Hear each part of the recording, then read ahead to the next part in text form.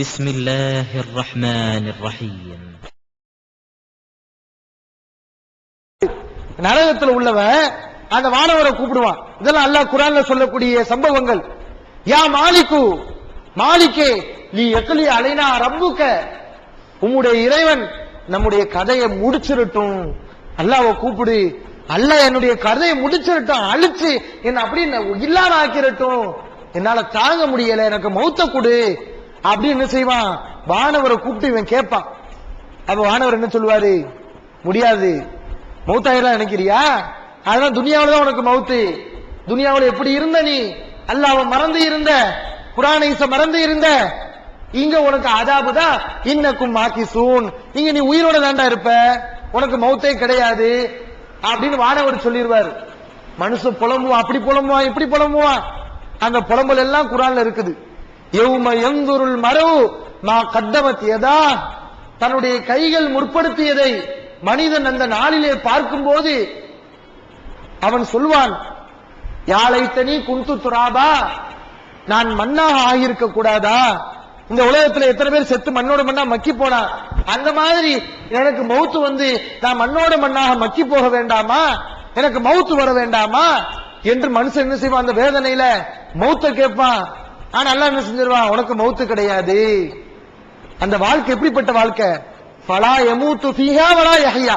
குர்ஆன் அல்லாஹ் சொல்லி காட்டுறான், இவன் நரகத்துல வாழவும் மாட்டான், சாவவும் மாட்டான். அங்க வாழ்க்கையும் கிடையாது, சாவும் கிடையாது. அந்த ரெண்டுக்கும் மத்தியில் உள்ள வாழ்க்கை தான் நரக வாழ்க்கை. அப்ப மௌத்தே இல்ல, தண்டனை இவ்வளவு பயங்கரம். இந்த மாதிரி ஒரு வாழ்க்கையில போய் சிக்கி கொண்டா அவன் எவ்வளவு பெரிய கை சேதவாதி, அவன் எவ்வளவு பெரிய தண்டனை அனுபவிப்பான். இந்த மாதிரி ஒரு வாழ்க்கைக்கு நம்ம போயிடலாமாங்க? இந்த நரகத்துல நம்ம எட்டி கூட பாத்துடலாமா? போயிடக்கூடாது. அப்ப உலகத்தை நம்ம சுதாரிச்சுக்கணும், கவனமா இருந்துக்கணும். இங்க ஒருத்தன் ஒரு கொலை பண்ணிட்டான், ஒருத்தன் ஒரு ஆளை கொலை பண்ணிட்டான், அவனுக்கு தண்டனை கொடுப்பாங்க. ஒரு கொலை பண்ணவனுக்கும் ஒரு தடவை தான் சாவு, தூக்கு தண்டனை. 100 கொலை பண்ணி இருக்கிறான், அவனுக்கு எத்தனை தடவை தான் சாவு கொடுப்பான்? ஒரு தடவை தானே சாவடிக்க முடியும். ஒரு மனுஷன் ஒரு கொலை பண்ணாலும் 100 கொலை பண்ணாலும் அவனை எத்தனை தடவை தண்டிக்க முடியும்?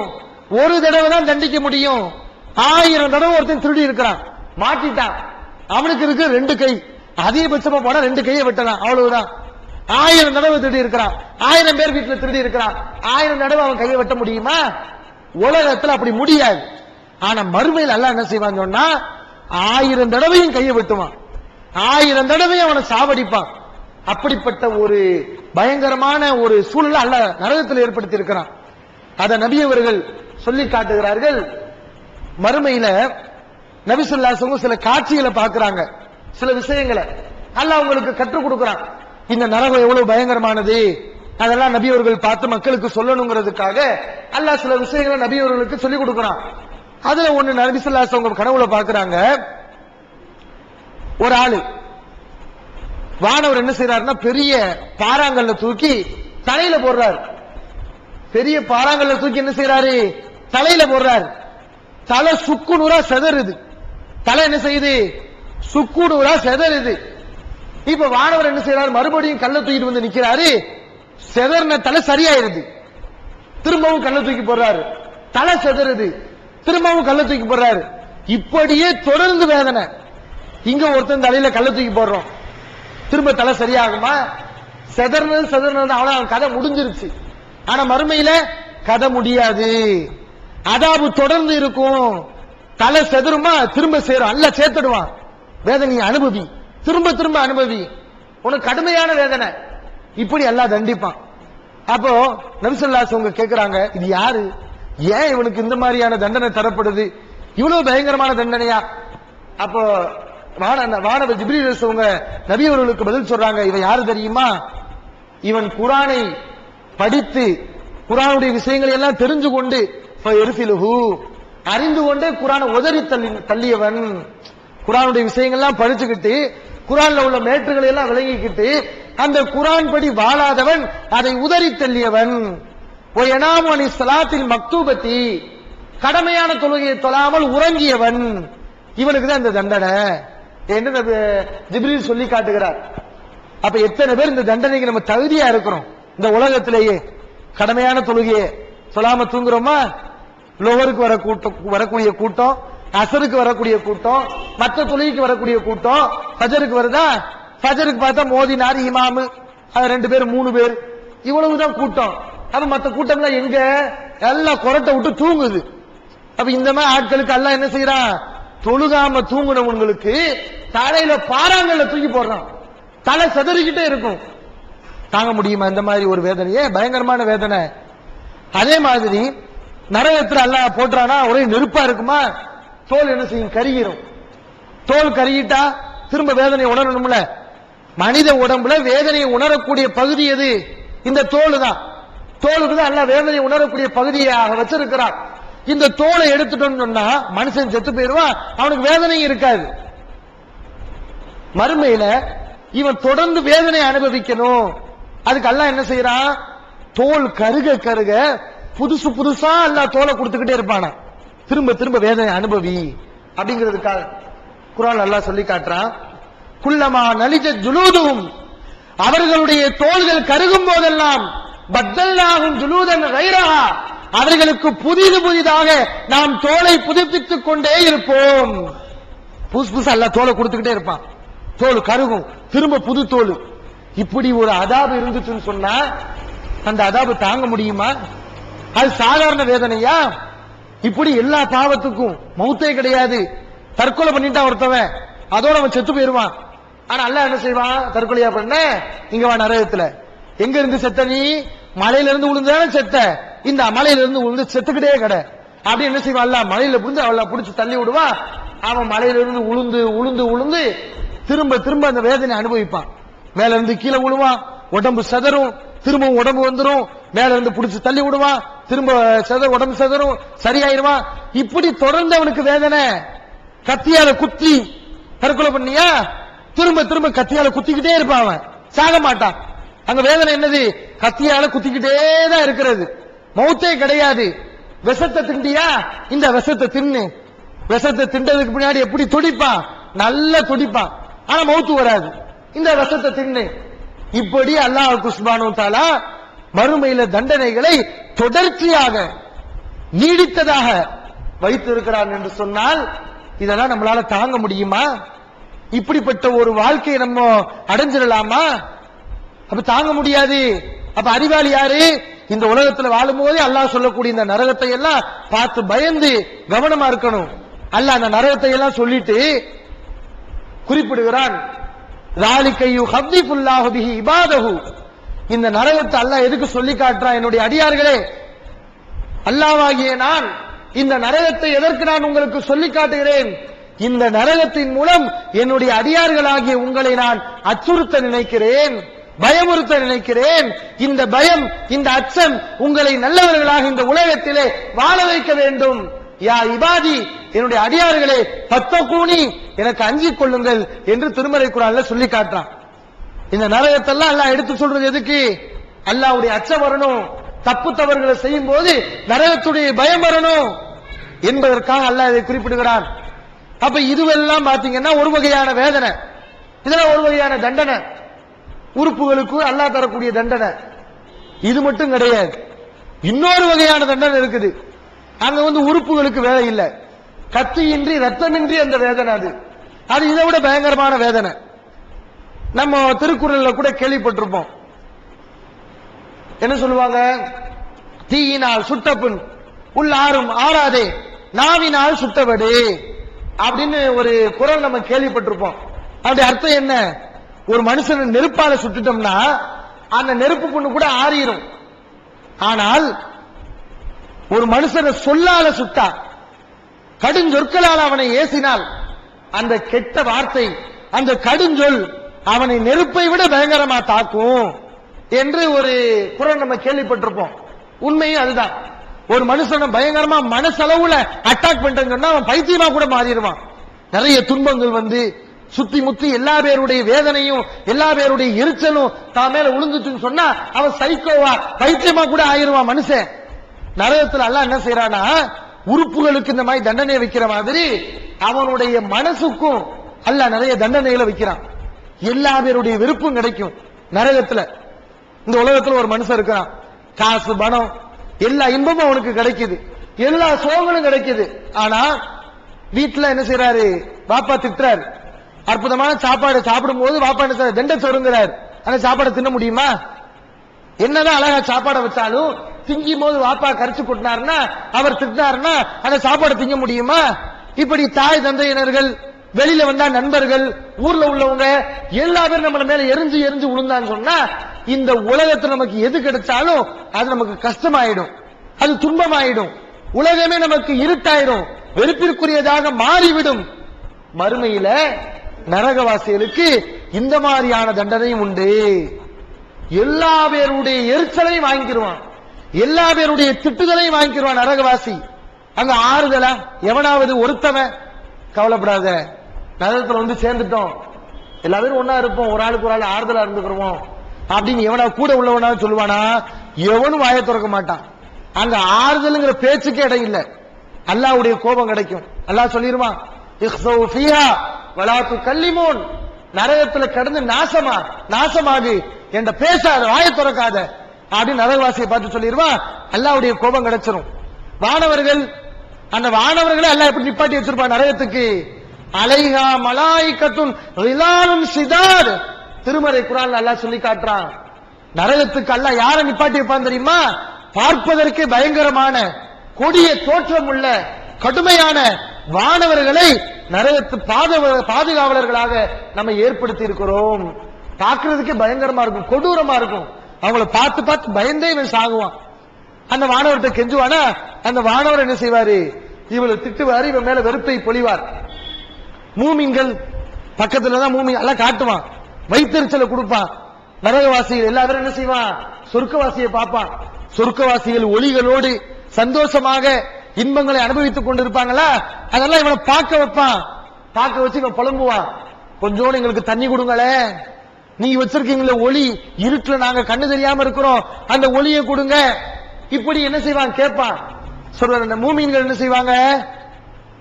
இந்த உலகத்துல வாழும் போது நல்ல விஷயத்துக்கு வான்னு கூப்பிட்டேன்ல, நல்ல காரியத்துக்கு வான்னு கூப்பிட்டேன்ல, அப்பெல்லாம் நீ வரல, இல்ல இப்ப இதை பத்தி பேசாத, நரகத்திலே கடந்து சாவு.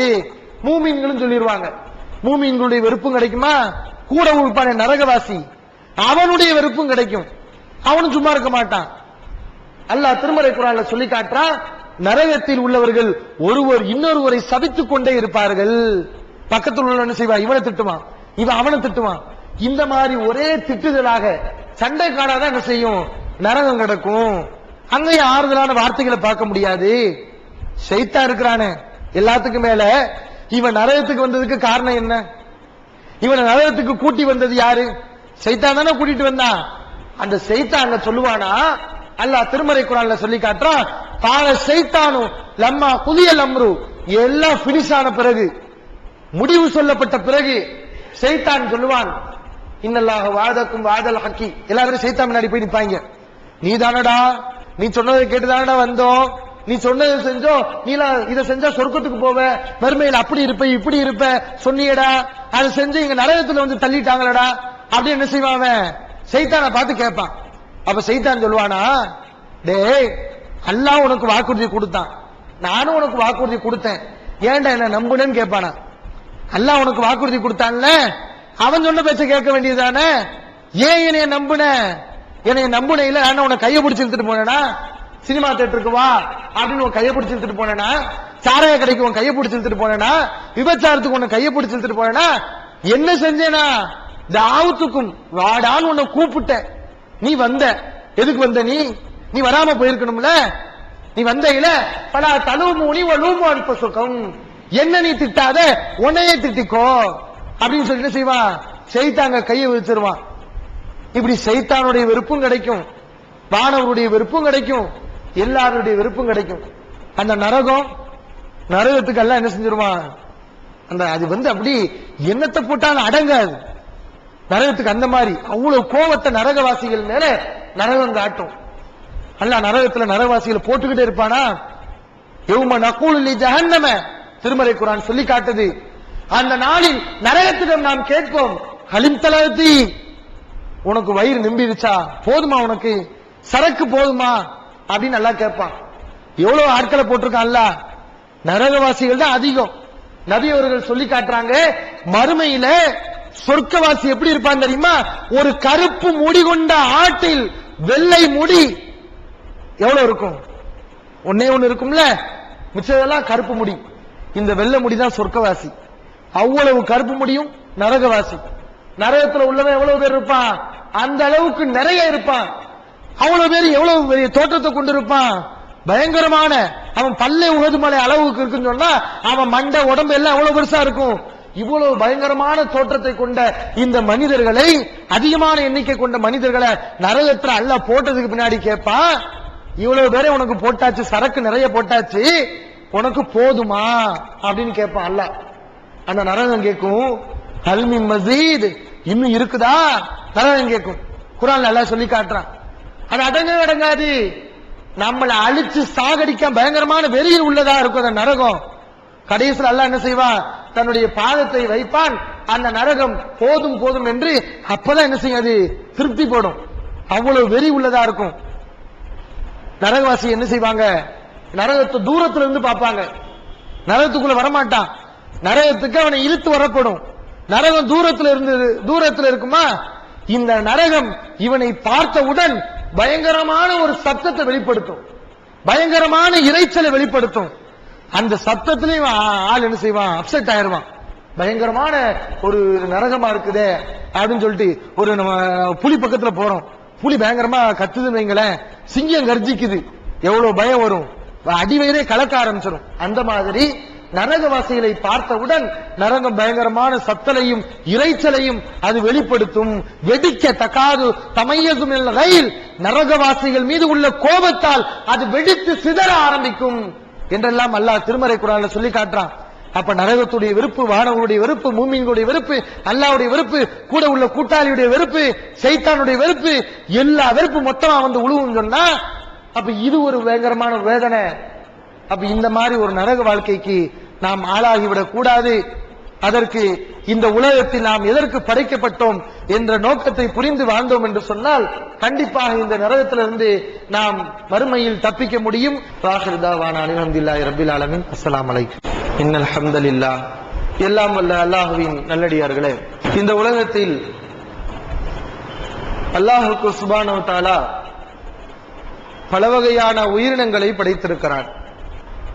கால்நடைகள், பறவைகள், வனவிலங்குகள், கடல்வாழ் உயிரினங்கள், புழுப்பூச்சிகள், ஜின்கள், மனிதர்கள், இப்படி இறைவனால் படைக்கப்பட்ட உயிரினங்கள், பல வகையான உயிரினங்கள் இந்த உலகத்தில் வாழ்ந்து கொண்டிருக்கிறது. இறைவன் உருவாக்கிய இந்த படைப்புகளிலேயே சிறந்த படைப்பு மனித படைப்பு தான். இறைவனால் இந்த உலகத்தில் உருவாக்கப்பட்ட படைப்புகளிலேயே தலை சிறந்த படைப்பு, உன்னதமான படைப்பு, அற்புதமான படைப்பு எதுவென்றால் மனித படைப்பு தான். மனிதனை விட பெரிய தோற்றத்தில் இருக்கக்கூடிய யானையை ஒரு சின்னஞ்சிறிய குச்சியை வைத்துக் கொண்டு மனிதன் இலகுவாக தன்னுடைய கட்டுக்கோப்புக்குள் கொண்டு வந்து விடுகிறான். அவனை விட 15 மடங்கு பெருசா இருக்குது தோற்றத்துல. அவ்வளவு பெரிய யானையை ஒரு குச்சியை வைத்து தன்னுடைய கட்டுக்கோப்புக்குள் கொண்டு வந்து விடுகிறான். அவனை விட வேகமாக வீரியமாக செயல்படக்கூடிய புலி, சிறுத்தை போன்ற பிராணிகளையும் மனிதன் தன்னுடைய கட்டுக்கோப்புக்குள் கொண்டு வந்து விடுகிறான். மலைகளை பெயர்த்தெடுக்கிறான், நதிகளை தன்னுடைய கைவசத்துக்குள் கொண்டு வருகிறான். இப்படி மனிதன் செய்யக்கூடிய வித்தைகளுக்கு, சாதனைகளுக்கு எல்லையே இல்லை. புதிய புதிய சாதனைகளை மனிதன் கண்டுபிடித்துக் கொண்டே இருக்கிறான். இந்த மாதிரியான வளர்ச்சிகளை எல்லாம் மனிதனுடைய வாழ்க்கையில தான் பார்க்க முடியும், வேறு எந்த உயிரினத்துடைய வாழ்க்கையிலும் பார்க்க முடியாது.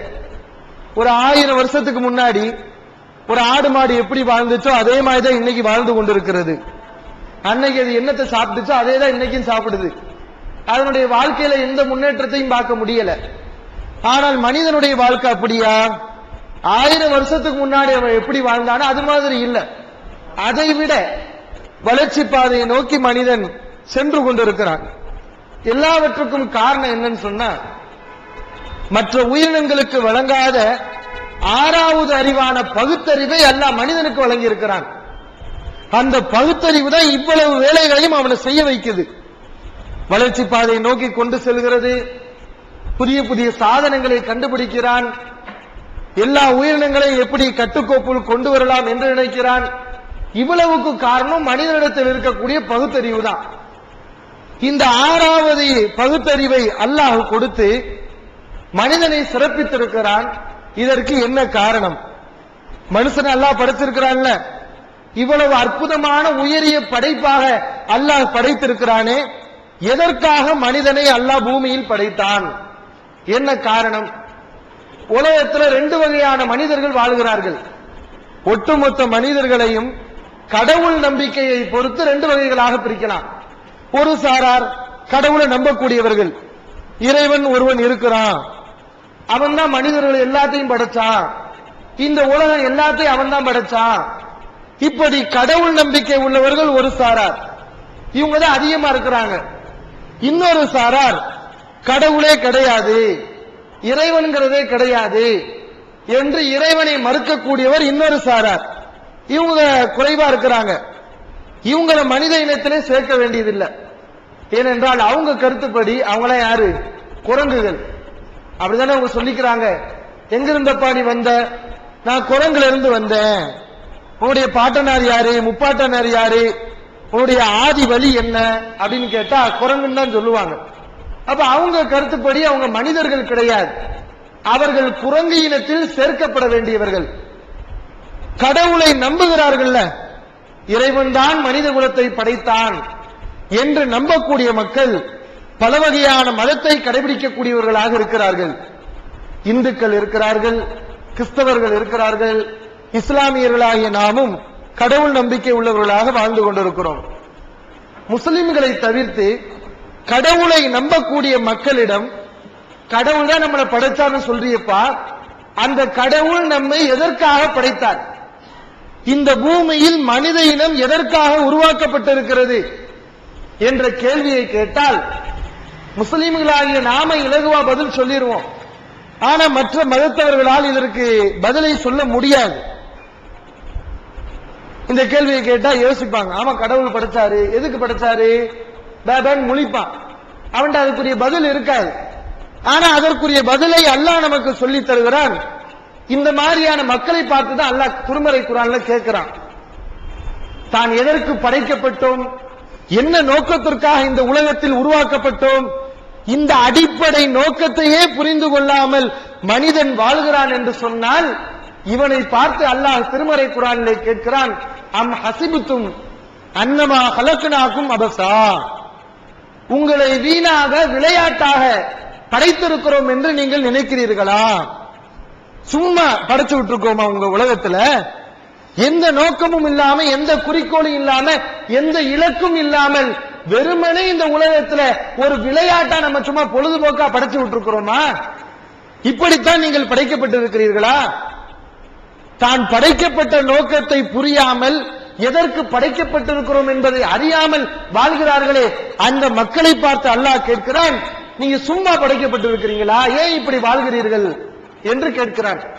ஏன்னா நம்ம சமுதாயத்திலையும் கூட, அல்லாஹ்வை நம்பி இருக்கக்கூடிய சமுதாயத்திலையும் கூட அல்லாஹ் நம்மளை எதுக்கு படைச்சான், இந்த கேள்விக்குரிய பதிலை பல பேருக்கு தெரியவே இல்லை, விளங்காமல் இருக்கிறார்கள். இந்த கேள்விக்கு என்ன பதில்? அல்லாஹ் நம்மளை எதுக்கு படைச்சான்? நாம இருக்கட்டும், நமக்கு முன்னாடி வாழ்ந்து மரணித்த மனிதர்களாக இருக்கட்டும், இனி உலகத்தில் பிறக்கக்கூடிய உயிரினங்களாக மனிதர்களாக இருக்கட்டும், எல்லா மனிதர்களையும் அல்லாஹ் இந்த உலகத்தில் படைத்ததற்கு என்ன காரணம்? அதை திருமறை குர்ஆன் சொல்லி காட்டுகிறது. உமா கலக்துல் ஜின்ன வல் இன்ஸ இல்லா லியஅபுதூன், மனித ஜின் சமுதாயத்தை என்னை வணங்குவதற்காகத்தான் நான் படைத்திருக்கிறேன். இதுதான் காரணம்.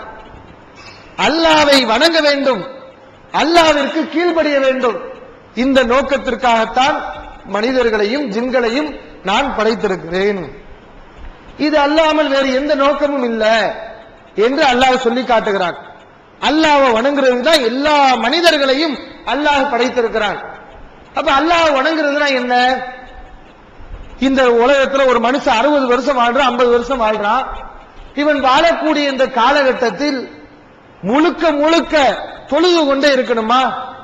பள்ளிவாசலுக்குள்ளே கிடக்கணும், வியாபாரத்துக்கு போகக்கூடாது, குடும்பத்தை கவனிக்க கூடாது, வெளியில போகக்கூடாது, தொழுது கொண்டு 24 மணி நேரமும் இருக்கணுமா என்ற சந்தேகம் பலருக்கு வரலாம். ஏனென்றால் நம்ம என்ன விளங்கி வச்சிருக்கோம்னா, வணக்கம் என்பது தொழுகை மட்டும்தான், தொழுகை மட்டும்தான் வணக்கம் என்று நம்ம நினைக்கிறோம். ஆனா தொழுகை என்பது இறைவனை வணங்கக்கூடிய பல முறைகள்ல ஒரு முறைதான். இறைவனை பல வழிகளில் வணங்கலாம், பல ரூபங்கள்ல வணங்கலாம். தொழுகை என்பது பல வணக்கங்களில் ஒரு வணக்கம். வணக்கம் என்ற வார்த்தையின் பொருள் என்ன? அல்லாஹ் சொன்ன மாதிரி இந்த உலகத்திலே நம்முடைய சொல், செயல், நடத்தை, பேச்சு, பழக்க வழக்கங்கள், குடும்ப வாழ்க்கை, வியாபார முறை, நண்பர்களை தேர்வு செய்யும் முறை, இப்படி எல்லா விஷயங்களையும் அல்லாஹ் கூறிய அடிப்படையில் நாம் அமைத்துக் கொண்டால் அத்தனை வணக்கம்தான். இஸ்லாம் சொன்ன முறைப்படி வாழ்ந்தால் ஒரு மனுஷன் 50 வருட காலம் 60 வருட காலம் இந்த உலகத்தில் வாழ்ந்தாலும் அவன் அல்லாஹ்வை முழுக்க முழுக்க வணங்கலாம். 24 மணி நேரமும் அல்லாஹ் வணங்கலாம். இஸ்லாத்துக்கும் மற்ற மதங்களுக்குள்ள வேறுபாடு என்ன? இதுதான் வேறுபாடு. இஸ்லாம் இந்த பதிலை சொல்லுகிறது என்றால் அதற்குரிய பொருளை இஸ்லாம் தன்னிடத்தில் வைத்துக் கொண்டு சொல்கிறது. இப்போ மற்ற மதங்களுக்கும் இஸ்லாத்துக்கு என்ன மிகப்பெரிய வேறுபாடுன்னு பாத்தீங்கன்னா, அல்ல கடவுள் ஒருத்தன் இருக்கிறான் எல்லாரும் சொல்லுவாங்க, சொர்க்க நரகம் இருக்குது, இஸ்லாம் அல்லாத மற்ற மக்களும் நம்பக்கூடியவர்களாக இருக்கிறார்கள், வானவர்கள் அதை நம்பக்கூடியவர்கள் இருக்கிறார்கள். இப்படி மறைமுகமான மறுமை விஷயங்களை மட்டும் இஸ்லாம் பேசாது. மற்ற மற்ற மதங்கள்லாம் இதை மட்டும்தான் பேசும், இதை பத்தி மட்டும்தான் பேசும், இதை தாண்டி வேற விஷயங்களை பேசாது. ஆனா அல்லாஹ்வுடைய மார்க்கம் இஸ்லாம் இருக்கிறது, நீ அல்லாஹ்வை எப்படி நம்பணும் அதை பத்தி சொல்லும், மறுமை நீ எப்படி நம்பணும் அதை பத்தி சொல்லும், சொர்க்க நரகம் இருக்கு அதை பத்தி சொல்லும். இதோட தன்னுடைய வேலையை முடித்துக் கொள்ளாது, இதோட தன்னுடைய பங்கு அதை முடிச்சுக்கிறாரு. இதை தாண்டி இந்த உலகத்துல மனுஷனாகிய நீ எப்படி வாழணும் அதை பத்தி இந்த மார்க்கம் சொல்லும். நீ பிறந்ததுல இருந்து மரணிக்கிற வரைக்கும் நீ எப்படி எப்ப இந்த உலகத்தில் வாழ வேண்டும் அதற்குரிய வழிமுறைகளை இந்த மார்க்கம் காட்டி தரும். வேற எந்த மார்க்கத்திலையும் மதத்திலையும் இதை நீங்க பார்க்க முடியாது. இஸ்லாத்துல மட்டும்தான் மனிதன் மனிதனாக எப்படி வாழ்வது, எப்படி வாழ்ந்தால் அவன் மனிதனாக இருக்க முடியும், எல்லா விஷயங்களையும் இந்த மார்க்கம் பேசும். நம்முடைய வாழ்க்கையில அடிக்கடி நிறைவேற்றக்கூடிய நிகழ்வு தான் சாப்பிடக்கூடியது. ஒரு நாளைக்கு 3 வேளை சாப்பிடுறோம். சில பேருக்கு கணக்கே கிடையாது, 5, 6. அது இந்த ரமலான் மாதம் வந்துருச்சுன்னா மகரிபு முடிஞ்சோன்னு பாத்தீங்கன்னா சஹர் வரைக்கும் ஒரே சாப்பாடு தான், தூங்காம உள்ளக்கு லோடு ஏறிக்கிட்டே இருக்கும். இப்படி சில பேரை பார்க்கிறோம். எப்படி இருந்தாலும் அந்த சாப்பிடக்கூடிய விஷயத்துல கூட அல்லாஹ்வுடைய மார்க்கம் நமக்கு அழகான வழிமுறைகளை சொல்லிக் கொடுக்குது. சாப்பிடும் போது உன்னுடைய கையை கழுவி கொண்டு சாப்பிடு, இந்த மார்க்கம் சொல்லிக் கொடுக்கும். கையை கழுவிக்கிட்டு சாப்பிடுப்பா, வலது கையால சாப்பிடு, உணவு தட்டுக்கு அருகில் இருந்து சாப்பிடு, அங்கே இங்கேன்னு சொல்லி சாப்பிடாத, சிந்தாமல் சிதறாமல் சாப்பிடு. நீ சாப்பிடும் போது பக்கத்து வீட்டுக்காரன் இருக்கிறானா, அவன் பசியில இருக்கிறானா, அவனுக்கும் கொஞ்சத்தை கொடுத்துட்டு சாப்பிடு, நீ மட்டும் சாப்பிட்டா சரியா? இவ்வளவு ஒழுங்குமுறைகளையும் சொல்லிக் கொடுக்குது. 4 பேர் சாப்பிடுற, ஒரே தட்டுல 4 பேர் சாப்பிடுற, அடுத்தவனுக்கு வைக்காம எல்லாத்தையும் ஒரே தடியா சாப்பிட்டு காலி பண்ணிடாத, நாணயமா நேர்மையா சாப்பிடு. அதை கூட நம்முடைய மார்க்கம் சொல்லிக் கொடுக்கும். ஒரு சம்பவம் சொல்லுவாங்க, 4 சுன்னத் ஜமாத் ஆலிம்சாமார்கள் ஒரு வீட்டுக்கு சாப்பிட போயிருந்தாங்களாம். பாத்தியெல்லாம் முடிச்சிட்டு அருமையான சாப்பாடு, சோறு போட்டு நடுவுல குழம்பு ஊத்தியாச்சு.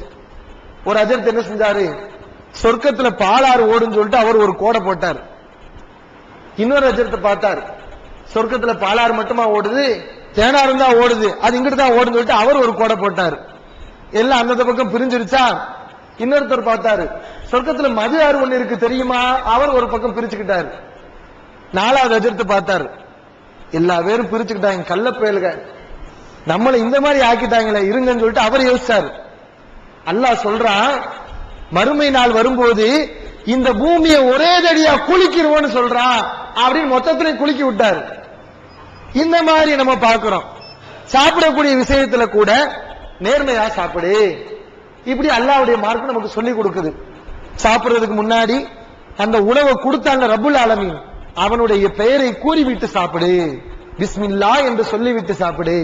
சாப்பிட்டு முடிச்சிட்டியா, நீ எவ்வளவு சாப்பிட்டாலும் சரி அல்ஹம்துலில்லாஹ், அந்த உணவை கொடுத்தான இறைவன் அவனுக்கு புகழை சொல்லு, அல்ஹம்துலில்லாஹ் சொல்லு. அப்போ ஒரு மனுஷன் வயிறு நிரம்ப சாப்பிடுறான், அறுசுவை உணவே உண்கிறான், தொண்டை வரைக்கும் சாப்பிடுறான். எவ்வளவுதான் சாப்பிட்டாலும் எவ்வளவு நேரம் சாப்பிட்டாலும் அவன் சாப்பிடக்கூடிய விஷயத்தை கூட அவன் வணக்கமா மாத்திர முடியும், இபாதத்தை ஆக்கிடலாம். எப்போ இஸ்லாம் என்ன ஒழுங்குமுறைகளை சொல்லுது சாப்பிடுவதில், அந்த ஒழுங்குமுறைகளை பேணி ஒரு மனிதன் சாப்பிட்டால், அவன் சாப்பிட்டாலும் அந்த சாப்பாடு கடைசியில வெளியில போனாலும் வீணா போனாலும் அது வணக்கமாக அல்லாஹ் பார்க்கிறான், அது இபாதத்தாக அல்லாஹ் எடுத்துக் கொள்கிறான்.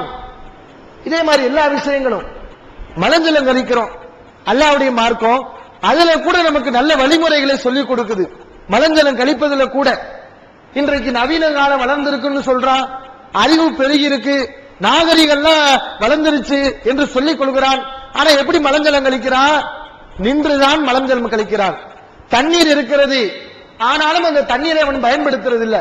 எத்தனை பேரை பார்க்கிறோம், பார்க்கிறதுக்கு கோட் போட்டிருப்பான், சூட் போட்டிருப்பான். இந்த வெளிநாட்டுக்காரங்க அமெரிக்காக்காரங்க இருக்கிறாங்கல்ல, பார்க்கிறதுக்கே அப்படி தக்காளி மாதிரி வெள்ளையா பளபளன்னு இருப்பான். ஆனா அவன்கிட்ட தான் அவ்வளவு அழுக்கு இருக்கும், அவ்வளவு கழுசடை அழுக்கு பாண்டையா இருப்பான். நீங்க பாருங்க துபாய் ஏர்போர்ட், வெளிநாட்டு ஏர்போர்ட்ல பாத்தீங்கன்னா கக்கூசுல தண்ணி எல்லா வசதியும் இருக்கும், ஆனாலும் டிஷ் பேப்பர் வச்சிருப்பான், பேப்பர் வச்சிருப்பான். அந்த பேப்பர் யாருக்குன்னு கேட்டா இந்த அழுக்கு பாண்டைகளுக்கு தான். இவங்க தண்ணியை தொடமாட்டானுங்க, இந்த அமெரிக்காக்காரங்க இருக்கிறாங்களே இவங்க தண்ணியை தொடமாட்டாங்க, அந்த பேப்பரை எடுத்து தொடச்சு போட்டு போய்கிட்டே இருப்பான். தண்ணி இருந்தும் சுத்தம் பண்ண மாட்டான், நின்றுகிட்டு இருப்பான், காலு கை எல்லாம் தெரிக்கும். இந்த ஆடு மாடு ஒண்ணுக்கு இருக்குதுல்ல, அதனால உட்கார்ந்தா இருக்குது, அது சான் நின்றுகிட்டு அடிக்குது, காலுகை எல்லாம் தெரிக்குது.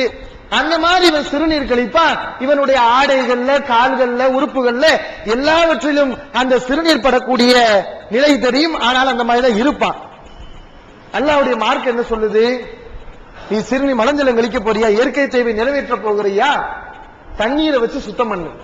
தண்ணீர் இருந்தா தண்ணீரை வச்சு சுத்தம் பண்ணு, தண்ணீர் இல்லையா அப்புறம் வேற பொருளை நாடு, கல் எடுத்துக்கோ, பேப்பர் எடுத்துக்கோ, ஈரத்தை உறிஞ்சக்கூடிய வேற ஏதாவது பொருளை எடுத்து சுத்தம் பண்ணு, தண்ணி கிடைக்காதுன்னா இந்த பொருளை நீ யூஸ் பண்ணு என்று அல்லாஹ்வுடைய மார்க்கம் நமக்கு சொல்லி கொடுக்குது. உட்கார்ந்து சிறுநீர் கழி அப்படின்னு சொல்லுது. இப்படி ஒவ்வொரு விஷயங்கள்லையும் சாப்பிடுவது மலஞ்சலம் கழிப்பது மட்டும் இல்ல, எல்லா விஷயங்கள்லையும் இந்த மார்க்கம் தலையிட்டு நீ எப்படி நடக்கணும்னு சொல்லி தரும். மனைவியை பாதுகாக்கிற ஒருத்தவன் சம்பாதிச்சு போறான், அதுவும் வணக்கம் சொல்லுது இஸ்லாம். குடும்பத்தை கவனிக்கிறானே, குடும்பத்துக்காண்டி உழைக்கிறானே, நீ குடும்பத்துக்காண்டி உழைச்சாலும் துனியாவை தேடினாலும் உன்னுடைய உழைப்பால் 4 பேர் வாழ்றாங்கன்னு சொன்னா, 4 பேருக்கு நீ பொறுப்பாளியாக இருந்து உன்னுடைய பொறுப்பை சரியாக நிறைவேற்றினால் நீ அல்லாஹ்வை வணங்குகிறாய், அல்லாஹ் உனக்கு நன்மையை தருகிறான் என்று இந்த மார்க்கம் சொல்கிறது. நபி அவர்கள் சொல்லி காட்டினார்கள். இந்த செய்தி புகாரிலே பதிவு செய்யப்பட்டிருக்கிறது. ஹத்தா தஜஅல மாஃபி ஃபீ இம்ராத்திக, உன்னுடைய மனைவியின் வாயில் ஒரு கவல உணவை நீ ஊட்டுகிறாயே அது உட்பட வணக்கம். உன் மனைவிக்கு நீ ஊட்டி விடுறியப்பா, சோறு போடுறியே, அதெல்லாம் இபாதத்து, வணக்கம், அதுக்குள்ள அல்லாஹ் நன்மையை கொடுக்கிறான் என்று மார்க்கம் சொல்கிறது. ஒரு மனுஷன் வியாபாரம் செய்யறான், 6 மணி நேரம் 8 மணி நேரம் 10 மணி நேரமா வியாபாரம் செய்யறான். இஸ்லாம் எப்படி வியாபாரம் செய்யும் சொல்லி கொடுக்குதுல, இந்த மாதிரி ஒழுங்குமுறை வேற எந்த மதத்திலேயே பார்க்க முடியுமா? நீங்க இப்படி சாப்பிடுப்பா, இந்த மாதிரி மலஞ்சலங்களி, இப்படி வியாபாரம் பண்ணு, எந்த மதத்துல பார்க்க முடியும்? இஸ்லாத்துல மட்டும்தான் நீங்க பார்க்க முடியும். அப்போ ஒரு மனுஷன் எவ்வளவு நேரம் வியாபாரம் செஞ்சாலும் அல்லாஹ் சொன்ன ஒழுங்குமுறைகளை பேணி அவன் வியாபாரம் செய்கிறான். இஸ்லாத்துல என்ன சொல்லுது? வியாபாரத்துல பொய் சொல்லாத, கஸ்டமரை ஏமாத்தாத, கலப்படம் செய்யாத, இப்படி எல்லாம் அல்லாஹ்வுடைய மார்க்கம் சொல்லுதா? இந்த ஒழுங்குமுறைகளை பேணி ஒருவன் வியாபாரம் செய்கிறான், அவன் எவ்வளவு நேரம் வியாபாரம் செஞ்சாலும் அவன் அல்லாஹ்வை வணங்குகிறான். நம்ம நினைப்போம் துனியாவை தேடி இருக்கான்னு நினைப்போம். அல்லாஹ் சொன்ன மாதிரி ஹலாலான வழியில அவன் பொருளாதாரத்தை தேடினான்ல, அவன் நினைச்சிருந்தா எப்படியும் பொருளாதாரத்தை தேடி இருக்கலாம்.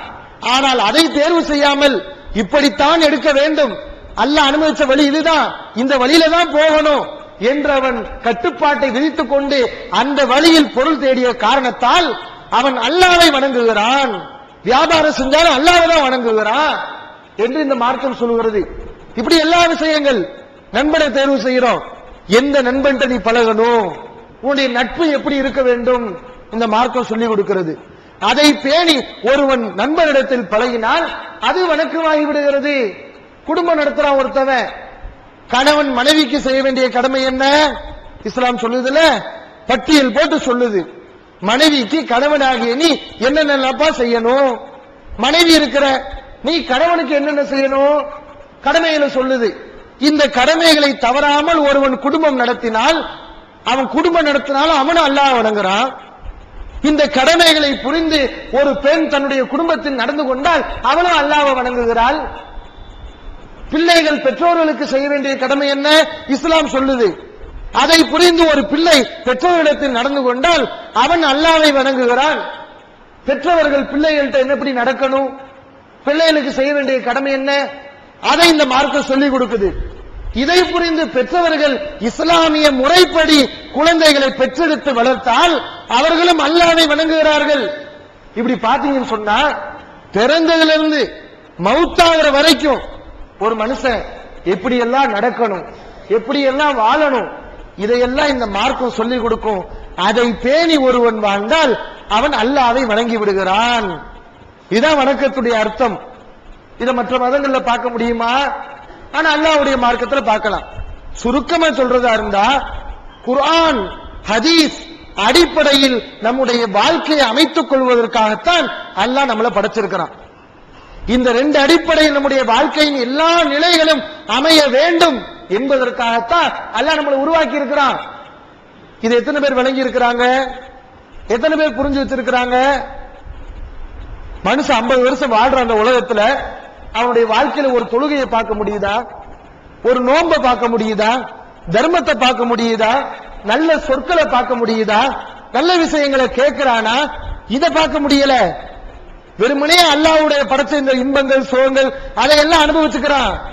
தொழுகை அமல்கள் வணக்க வழிபாடுகள் அதை அவனுடைய வாழ்க்கையில பார்க்க முடியல. இது எப்படி வாழ்றான்னு சொன்னா, ஒரு ஹாஸ்டல்ல ஒரு மாணவனை போய் சேர்க்கிறோம். அந்த ஹாஸ்டல்ல அந்த மாணவனுக்கு தேவையான சாப்பாடு வசதி, தண்ணீர் வசதி, தங்குற வசதி, புத்தகம் எல்லாத்தையும் ஏற்பாடு செஞ்சு கொடுக்கிறது அந்த ஹாஸ்டல் நிறுவனம். ஆனா இவன் படிக்க போனவன் ஒழுங்கா படிக்காம சாப்பிட்டு சாப்பிட்டு தூங்குறான். அங்க ஹாஸ்டல்ல தருவாங்கல்ல வசதிகள், அது எல்லாத்தையும் அனுபவிச்சுக்கிட்டு படிக்க மாட்டேங்கிறான். இவன் பரீட்சையில ஜெயிப்பானா? பரீட்சையில கோழி முட்டை வாங்குவான். இந்த மாதிரி இருந்தானா ஒழுங்கா படிக்காம ஃபெயிலா போவான். அதே மாதிரி ஒரு ஆள் என்ன செய்யறாரு, வெளிநாட்டுக்கு போறாரு. மனைவியை பிரிஞ்சு, மக்களை பிரிஞ்சு, சொந்த ஊரை பிரிஞ்சு, உற்றார் உறவினர்களை பிரிஞ்சு சம்பாதிக்கிறதுக்காண்டி வெளிநாட்டுக்கு போறார். அங்க உள்ள நிறுவனம் என்ன பண்றாங்க, இவர் ஒழுங்கா வேலை பண்ணணுங்கிறதுக்காக இவருக்கு சாப்பிட வசதி எல்லா வசதியும் செஞ்சு கொடுக்கறாங்க. ஆனா இவன் என்ன செய்யறான், அங்க போய் ஒழுங்கா வேலை செய்யாம காலையில எந்திரிக்கிறது, டிரெஸ் குளிக்கிறது, டிரெஸ் மாற்றுறது, நிறுவனத்துல தரக்கூடிய சாப்பாட்டை சாப்பிடுறது, அப்படியே உலகத்தை ரவுண்ட் அடிச்சுட்டு வந்து நைட்டு வந்து படுத்துறான். வேலை செய்ய மாட்டேங்கிறான். இந்த மாதிரி இருந்தா அவனை வச்சிருப்பாங்களாங்க? விசாவை கேன்சல் பண்ணி மண்டையில அடிச்சு பத்தி விட்டுருவாங்க. உனக்கு என்ன தண்டச்சோர அவன் போட்டுக்கிட்டு இருக்கிறான்? உன்னை கூப்பிட்டது எதுக்கு? அங்க நீ வேலை செய்யணுங்கிறதுக்கு தானே உன்னை கூப்பிட்டான். அதுக்கு தானே உனக்கு சாப்பாடு போடுறான், எல்லா வசதியும் செஞ்சு கொடுக்கறான். அப்ப அவன் தரக்கூடிய எல்லா வசதியும் அனுபவிச்சுக்கிற, அது எல்லாத்தையும் எதுக்கு கொடுத்தா? நீ வேலை செய்யணுங்கிறதுக்கு தானே. அதை ஒழுங்கா செய்யாட்டினா அவன் அங்க வச்சிருக்க மாட்டான். இந்த மாதிரி ஒருவன் உலக விஷயங்கள்ல நடந்தான் வைங்களேன், அவன் என்ன சொல்லுவோம், சரியான பைத்தியக்காரனா இருப்பான் போல. இவ்வளவு கஷ்டப்பட்டு பிரிஞ்சு அங்க போய் இருக்கிறான், எதுக்கு போனானா அதை மறந்து வாழ்றானே, இப்படி நம்ம சொல்லுவோமா இல்லையா? இதே மாதிரி தான் உலகத்துல அதிகமான மனிதருடைய நிலை இருக்குது. தான் இந்த உலகத்துல எதுக்கு படைக்கப்பட்டோம் அதை புரியாம இருக்கிறாங்க. அல்லாஹ் படைச்ச இந்த சூரியன், சந்திரன், நீர், நிலம், நெருப்பு, காற்று, பறவைகள், செடி கொடிகள், விலங்குகள், கால்நடைகள் எல்லாவற்றையும் அனுபவித்துக் கொள்கிறான். மனுஷன் அனுபவிக்கிறானா? அனுபவிக்கிறான். அல்லாஹ் சொல்றான் உண்மையிலே திருமறை குர்ஆன்ல சொல்லி காட்டுறான், ஹலகலக்கும் மாஃபில் அர்லி ஜமீஆ, இந்த பூமியில் உள்ள எல்லாவற்றையும் மனிதர்களாகிய உங்களுக்காகத்தான் நான் படைத்திருக்கிறேன். எல்லாமே டோட்டலா, விண்மீன்ல இருந்து நட்சத்திரம், சூரியன், சந்திரன், இந்த உலகத்தில் உள்ள அண்ட சராசர வானம், பூமி, உலகத்தில் உள்ள உயிரினங்கள் எல்லாமே மனுஷனுக்காகத்தான் படைக்கப்பட்டிருக்கிறது. ஆனா அந்த மனுஷன் எல்லாம் எதுக்கு படைச்சான்? அவனை வணங்குறதுக்கு தான் படைச்சான். நீ அவனை வணங்கணுங்கிறதுக்கு தான் இவ்வளவு சுகங்களையும் இன்பங்களையும் அல்லாஹ் உனக்கு கொடுத்திருக்கிறான். ஆனா மனுஷன் என்ன செய்யறான்? அல்லாஹ் கொடுத்த இந்த அத்தனை சுகங்களையும் அனுபவிச்சுக்கிறான், அத்தனை இன்பங்களையும் அனுபவிச்சுக்கிறான், அல்லாஹ் படைச்ச எல்லா படைப்பினங்களையும் அனுபவித்துக் கொள்கிறான். ஆனா இது அல்லாஹ் என்ன பர்பஸுக்காண்டி கொடுத்தான்? அவன் சொன்னபடி வாழணுங்கிறதுக்கு தானே. அதை மறந்துடுறான். அப்ப இவனுடைய வாழ்க்கை எப்படி இருக்குது? இந்த ஃபெயிலா போகக்கூடிய மாணவன் மாதிரி வெளிநாட்டுல போய் தண்டச்சோரா விசா கேன்சல் பண்ணி அனுப்பப்பட்டவனை போலதான் இவனுடைய வாழ்க்கை இந்த உலகத்திலே இருந்து கொண்டிருக்கிறது. நம்ம அப்படி வாழக்கூடாது. நபிகள் நாயகம் ஸல்லல்லாஹு அலைஹி வஸல்லம் சொல்லி காட்டுகிறார்கள். இது புகாரியிலே பதிவு செய்யப்பட்டிருக்கிறது. இன்ன துன்யா ஹுல்வத்துன் ஹலீரத்துன், இந்த உலக வாழ்க்கை பசுமையானது, இனிமையானது, பார்ப்பதற்கே கவர்ச்சியாக இருக்கும். இந்த உலகம், இந்த உலகத்தில் அல்லாஹ் ஒரு தன்மை ஏற்படுத்தி இருக்கிறான். மனித உள்ளங்களை எல்லாம் ஈர்க்கக்கூடிய ஒரு சக்தி உலகத்திலே அல்லாஹ் ஏற்படுத்தி இருக்கிறான். இன்னல்லாஹ தஆலா முஸ்தக்லிஃபுக்கும் ஃபீஹா, இவ்வளவு கவர்ச்சியான இந்த உலகத்தில் அல்லாஹ் உங்களை படைத்திருக்கிறான். எதற்கு தெரியுமா? லியன்துர கைஃப தஅமலூன், இங்க நீங்க எப்படி வாழ்கிறீர்கள் என்பதை அவன் பார்ப்பதற்காக. இவ்வளவு கவர்ச்சிகரமான அம்சங்களை படைச்சு அதுல அவன் உங்களை விட்டது எதற்கு? எப்படி எப்ப நீ உலகத்துல வாழ்ற? அல்லாஹ் சொன்ன மாதிரி நீ வாழ்றியா, இல்ல அவனை மறந்து வாழ்றியா? இதை அவன் சோதிப்பதற்காக தான் இந்த உலகத்துல அவன் படைச்சிருக்கிறான். ஆனா எத்தனை பேர் அல்லாஹ் நம்மளை பார்க்கிறான்? அல்லாஹ் சொன்ன ரூலை நம்ம கடைபிடிக்கிறோமா? இப்படி எத்தனை பேர் சிந்திக்கிறான்? குர்ஆனே அவனுடைய வாழ்க்கையில பார்க்க முடியல. அல்லாஹ் ஒரு குர்ஆனை அனுப்பி இருக்கிறான். அந்த குர்ஆனுக்கு விளக்கமாக ஒரு தூதரை அனுப்பி இருக்கிறான். அந்த குர்ஆன் காட்டிய வழியில், அந்த தூதர் காட்டிய போதனை அடிப்படையில் வாழ வேண்டும் என்பதற்காக தான் நம்மளை படைச்சிருக்கிறான். வேற எதுக்கு குர்ஆன் ஹதீஸ் சொல்லுங்க? மனுஷனை தவிர ஆடு மாடுக்கு குர்ஆன் ஹதீஸ் உண்டா? கிடையாது. சார தாவர செடி கொடிகளுக்கு சட்டதிட்டங்கள் உண்டா? அது கிடையாது. மனுஷனுக்கு மட்டும்தான் ஒரு வேதம், மனுஷனுக்கு மட்டும்தான் ஒரு தூதர். அப்ப இந்த வேதமும் இந்த தூதர் காட்டிய வழியில் நடக்க வேண்டும் என்பதற்காக அல்லாஹ் நம்மளை படைச்சிருக்கான். மறுமையில நம்ம தான் சொர்க்கத்துக்கு போவோம். ஆடு மாடு சொர்க்கத்துக்கு போகுமா? மனுஷனை தவிர எது சொர்க்கத்துக்கு போகும்? மனிதர்களும் ஜின்களும் மாத்திரம்தான் சொர்க்கத்துக்கும் நரகத்துக்கும் செல்வார்கள். உலகத்துல உள்ள எல்லாமே மறுமையில் என்ன செய்ய? அழிக்கப்பட்டு மண்ணோடு மண்ணா ஆயிரும். அவ்வளவுதான், முடிஞ்சு போச்சு. மனுஷன் மட்டும் தான் மறுமை வாழ்க்கை அனுபவிப்பான். அப்ப மறுமை வாழ்க்கையில பரிசு தர நினைக்கிறான் அல்லாஹ். அதை பரிசு கொடுக்கறதா இருந்தா ஒரு செக் வைக்கணும், ஒரு பரிசு வைக்கணும். இந்த உலகத்துல நம்மளை விட்டு இவன் எப்படி வாழ்றான்? நான் சொன்னபடி வாழ்ந்தேன்னா உனக்கு மறுமையில பரிசு. நான் சொல்றபடி வாழாம உன் மன இச்சைப்படி நீ வாழ்ந்தேன்னு சொன்னா மறுமையில உனக்கு தோல்வி. இப்படி அல்லாஹ் முடிவு பண்ணி அதை நமக்கு புரிய வச்சு இந்த உலகம் ஒரு பரிச்சை கூடம்பா, இதுல கவனமா நடங்க என்றெல்லாம் நமக்கு சொல்லி இந்த உலகத்தை நம்ம உருவாக்கி விட்டுருக்கிறான். ஆனா எத்தனை பேர் இதை கவனத்துல வைக்கிறான்? மறந்து வாழக்கூடிய வாழ்க்கையை பார்க்கிறோம். அல்லாஹ் நம்மள சோதிப்பான். எல்லா பேத்துக்கும் சோதனை உண்டு. இவன் படைக்கப்பட்ட நோக்கத்தை புரிஞ்சு நடக்கிறானா இல்ல மறந்துட்டானா? அல்லாஹ் சோதிப்பான். நமக்கு முன்னாடி வாழ்ந்த சமுதாயர்களுக்கு அப்ப அல்லாஹ் அப்படி சோதனை வச்சிருக்கிறான்.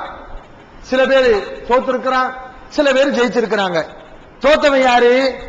பனி இஸ்ரவேலர்கள்.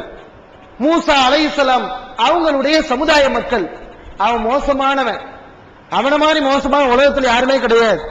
அல்லாஹ்வுடைய நிறைய அற்புதங்களை பார்த்துட்டு அல்லாஹ்வுக்கு நன்றி கெட்டத்தனமாக நடந்தவன். அல்லாஹ் அவனை சோதிக்கிறான். இவன் படைக்கப்பட்ட நோக்கத்தை புரிஞ்சு நடக்கிறானா? அவனுக்கு அல்லாஹ் உத்தரவு போடுறான், நீ சனிக்கிழமை மீன் பிடிக்க கூடாது. என்ன செய்யக்கூடாது? சனிக்கிழமை மீன் பிடிக்க கூடாது. அவனுக்கு அல்லாஹ் சட்டம் போடுறான். நமக்கு வெள்ளிக்கிழமை குறிப்பிட்ட நேரத்தில் வியாபாரம் செய்யக்கூடாதுன்னு அல்லாஹ் உத்தரவு போட்ட மாதிரி அவனுக்கு ஒரு நாள் முழுக்க மீன் பிடிக்க கூடாது அப்படின்னு அல்லாஹ் தடை போட்டிருக்கிறான். இவன் என்ன செய்யணும்? அல்லாஹ் நம்மளை சோதிக்கிறான், கவனமா இருக்கணும். எவ்வளவு லாபம் வந்தாலும் ஹராமான விஷயத்துல வேண்டாம். அல்லாஹ் நம்மளை இதுக்காண்டி படைக்கல, எதுக்கு படைச்சாலும் அதை நம்ம கோட்டை விட்டுறக்கூடாது என்று அவன் புரிஞ்சு நடக்கணும். அல்லாஹ் இப்படி சட்டம் போட்டுட்டு சனிக்கிழமை மீன் பிடிக்க கூடாதுன்னு சொல்லிட்டு அவனை சோதிக்கிறதுக்குன்னு என்ன பண்றான்? சனிக்கிழமை தான் நிறைய மீன்களை வர வைக்கிறான் அவனை சோதிக்கிறதுக்கு. அல்லாஹ் அப்படி செய்வான். திருமறை குர்ஆன்ல அல்லாஹ் சொல்லி காட்டுறான், இது தஅதீஹிம் ஹீதானுஹும் யௌம சபத்திஹிம், அவர்கள் சனிக்கிழமையில் இருக்கும் போது மீன்கள் அவர்களிடம் கரைக்கு மேல் கூட்டம் கூட்டமாக வந்து குவியும். சனிக்கிழமை அல்லாத மற்ற நாட்களில் அவர்கள் இருக்கும் போது அந்த மாதிரியான மீன்கள் வராது. சனிக்கிழமையில பாத்தீங்கன்னா மீன்கள் வந்து அப்படி கூட்டமா மொக்கியும், கரைக்கு மேல வந்து நிக்கும், அவன் கண்ணை பறிக்கும். அல்ல அப்படி ஏற்படுத்தினான். அப்பதான் அவன் ஒழுங்கா செய்யறானா இல்லையான்னு பார்க்க முடியும். அன்னைக்கு மீனே வரலன்னு வைங்கள, எவன் போய் பிடிக்க போறான்? மீனை வர வச்சு லாபம் வர்ற மாதிரி ஒரு தோற்றத்தை ஏற்படுத்தி அதை நீ பிடிக்காம இருக்கிறியா? அல்லாஹ்வுக்காண்டி நீ அதை விடுறியா? அல்லாஹ்வை நீ பெருசா மதிக்கிறியா? இப்படி என்ன செய்யறான்? அல்லாஹ் அவனை சோதிக்கிறான். இவன் என்ன பார்த்தா, இன்னைக்கு நிறைய மீன் வருது, அவன் என்ன பண்ணிச்சிருக்கான்? அல்லாஹ் மீன் தானே பிடிக்க கூடாதுன்னு சொன்னா. எவ்வளவு வியாபார வழிகள் இருக்குது. அல்லாஹ் ஹராமாக்குறது 1, ஹலாலாக்குறது 1000 லட்சம், அத்தனை வழியை நம்ம தேர்வு செய்வோமே என்று அவன் நினைச்சிருக்கணும். ஆனா என்ன பண்ணா, அல்லாஹ் தடுத்த இந்த காரியத்தை செஞ்சான், வரம்பு மீறினான். அல்லாஹ் பார்த்தான், அப்படியா ஓ இஷ்டப்படி வாழ்வியா? ஏன் சட்டத்தை மதிக்க மாட்டியா? நீ மனுஷனா இருக்க வேண்டியதே இல்ல, நீ மனுஷனா இருக்க உனக்கு லாயக்கே இல்ல. கூடு கரதன் ஹாசீன், நீ இழிவடைந்த குரங்குகளாக மாறிடுங்கள், நீ குரங்கா போயிருன்னு அல்லாஹ் சொல்லிட்டான். நீ குரங்கா மாறிடு. உன்னை மனித உருவத்துல உனக்கு நிறைய சிறப்புகளை கொடுத்து உன்னை மனுஷனா எதுக்கு படைச்சேன்? நான் சொன்ன ரூல் அடிப்படையில வாழணும், அதுக்கு தானே படைச்சேன். அதை நீ கடைபிடிக்கலன்னு சொன்னா நீ எதுக்கு மனுஷனா இருக்கிற? இப்போ குரங்கா போயிரு அப்படின்னு அல்லாஹ் சொன்னா, அவனும் குரங்காக மாற்றப்பட்டு அழிக்கப்பட்டார்கள் என்ற வரலாற்றை திருமறை குர்ஆன் நமக்கு சொல்லி காட்டுகிறது. இப்படி தோத்து போனவன் இருக்கிறான். அப்ப நம்ம கவனமா இருக்கணும். ஹராமான விஷயத்துல பார்த்து வட்டி வாங்குறதுக்கு ஈஸியா தான் இருக்கும், வட்டி வாங்கி சம்பாதிக்கிறதுக்கு, தோக்கா வரவேற்ற வாங்குறதுக்கு ஈஸியா தான் இருக்கும். அல்லாஹ் எதெல்லாம் ஹராமாக்கி இருக்கிறான் அதுல எல்லாம் பாத்தீங்கன்னா இலகுவான முறையில பணம் சம்பாதிக்கக்கூடிய வழிமுறைகளாக இருக்கும். ஆனா நம்ம அதை செய்யலாமா? செஞ்சுட்டோம் சொன்னா நம்முடைய மறுமை வாழ்க்கை பாலா போயிருந்து மனிதன்கிற அந்த சிறப்பையே நம்ம இழந்துடுறோம். நாம எதுக்கு படைக்கப்பட்டோமோ அந்த நோக்கத்தை மறந்துடுறோம் என்று அல்லாஹ் சுப்ஹானஹு வ தஆலா நமக்கு புரிய வைக்கிறான். அந்த மறுமை இந்த சோதனையில தோத்து போயிட்டாங்களா இவங்க? ஜெயிச்ச மக்களும் இருக்கிறாங்க. அல்லாஹ் இப்படி சோதனை வச்சு ஜெயிச்ச மக்களும் இருக்கிறாங்க. அவங்க யாரு? நபிகள் நாயகம் ஸல்லல்லாஹு அலைஹி வஸல்லம் அருமை தோழர்கள், சஹாபாக்கள். அவங்க எல்லாம் இஹ்ராம் அணிஞ்சு உம்ரா செய்ய போயிருக்கிறாங்க. உம்ரா, ஒரு ஆள் உம்ரா செய்ய போறார், ஹஜ் செய்ய போறார். அவங்களுக்குன்னு ஒரு சட்டம் போட்டிருக்கான் அல்லாஹ். என்ன சட்டம்? இஹ்ராம் அணிந்தவர் எந்த பொருளையும் வேட்டையாடக்கூடாது. இஹ்ராம் அணியாத நேரத்தில் வேட்டையாடலாம். இஹ்ராம் அணிந்து விட்டால் ஒரு பறவை பறக்குது, வேட்டையாடக்கூடாது. ஒரு மான் நிக்குது, வேட்டையாடக்கூடாது. வேட்டையாடுவது அந்த நேரத்தில் தடை செய்யப்பட்டிருக்கிறது. இஹ்ராமுடைய நேரத்தில் நமக்கு வேட்டையாட வேண்டிய அவசியமே இல்லை, எல்லாமே கடையில கிடைச்சு போகுது. கொஞ்சோண்டு காசை கொடுத்தா பொருளை கொடுத்துறான். ஆனா அந்த காலத்துல என்ன செய்வாங்க? ஒரு நல்ல இறைச்சி சுவையான உணவை சாப்பிடணும்னு சொன்னா வேட்டையாடினாதான் அதை சாப்பிட முடியும் அந்த காலத்துல. அப்ப வேட்டையாடுவது தடை செய்யப்பட்ட நேரத்துல சஹாபாக்கள் இருக்கிறாங்க. அல்லாஹ் அவங்கள சோதிக்க நினைக்கிறான். நம்ம சொன்ன கட்டளையை கடைபிடிக்கிறாங்களா? இவர்கள் படைக்கப்பட்ட நோக்கத்தை புரிந்து நடக்கிறார்களா, மறந்து நடக்கிறாங்களா? அல்லாஹ் அவங்கள சோதிக்க நினைக்கிறான். அந்த நேரத்துல வேட்டை பொருட்களை எல்லாம் பக்கத்துல கொண்டு வர்றான் அல்லாஹ். பிராணிகள்லாம் பக்கத்துல வந்து நிக்குது. மற்ற நேரங்கள்ல முயற்சி எடுக்கணும், முஸ்லீம் எடுக்கணும், பிராணி பின்னாடியே ஓடணும். ஆனா வேட்டையாடுவது தடை செய்யப்பட்ட இந்த நேரத்துல அல்லாஹ் எந்த சூழலை ஏற்படுத்துறான்? ஒரு கம்பு எடுத்தா போதும், பறவை அடிச்சிடலாம். ஒரு புறா பறக்குது, கம்பு எடுத்து தூக்கி அடிச்சிடலாம். மற்ற நாள்னா கவட்டையை வச்சுட்டு குறி பார்த்துக்கிட்டு என்ன சிரமப்படணும். இந்த நேரத்தில் சிரமப்பட வேண்டியது இல்ல, கம்பு எடுத்து அடிச்சிடலாம், கையால பிடிச்சிடலாம். அவ்வளவு பக்கத்துல இருக்குது. அல்லாஹ் ஏற்படுத்துறான், சோதிக்கிறதுக்காக ஏற்படுத்துறான். திருமறை குர்ஆன்ல அல்லாஹ் சொல்லி காட்டுறான், யா அய்யுஹல்லதீன ஆமனூ, இறை நம்பிக்கையாளர்களே, லயபுலுவன்னகுமுல்லாஹு பிஷைஇன் மினஸ் ஸைத், வேட்டை பொருட்களின் மூலம் அல்லாஹ் உங்களை சோதிக்க நினைத்தான். எப்படிப்பட்ட நிலையை அல்லாஹ் ஏற்படுத்தினான்? தனாலுஹு ஐதீக்கும், உங்களுடைய கைகள் அந்த பிராணியை அந்த பொருளை பிடிக்கக்கூடிய சூழல் இருந்தது. ஒரு இமாகுக்கும், உங்களுடைய ஈட்டியால் இலகுவாக நீங்கள் அந்த பிராணிகளை பிடிச்சிடலாம். அப்படிப்பட்ட நெருக்கமான நிலையை அல்லாஹ் ஏற்படுத்தினா எதற்கு? லியஅலம் அல்லாஹு மை யகாஃபுஹு பில் கைப், மறைவான தனிமையில் இருக்கும் போது யார் அல்லாஹ்வை பயந்து நடக்கிறார் என்பதை அவன் சோதிப்பதற்காக இந்த மாதிரி அல்லாஹ் செய்தான் என்று திருமறை குர்ஆன்ல அல்லாஹ் சொல்லி காட்டுகிறான். அப்ப சஹாபாக்கள் என்ன செஞ்சாங்க? அவங்க பனி இஸ்ரவேலர்கள் மாதிரி நடக்கல, அவங்க விளங்கிக்கிட்டாங்க, சுதாரிச்சுக்கிட்டாங்க. ஆஹா அல்லாஹ் நம்மளை சோதிக்கிறான், எந்த நேரத்திலையும் வராம இந்த நேரத்துல இவ்வளவு பக்கத்துல வருது, அல்லாஹ் நம்மளை சோதிக்கிறான், அல்லாஹ் ஹராமாக்குற வழியில நமக்கு எதையும் வேண்டாம், இதை நம்ம தொடக்கூடாது என்று அவங்க கவனமா இருந்துட்டாங்க. இப்படி தான் படைக்கப்பட்ட நோக்கத்தை அவர்கள் புரிந்து நடந்தார்கள்.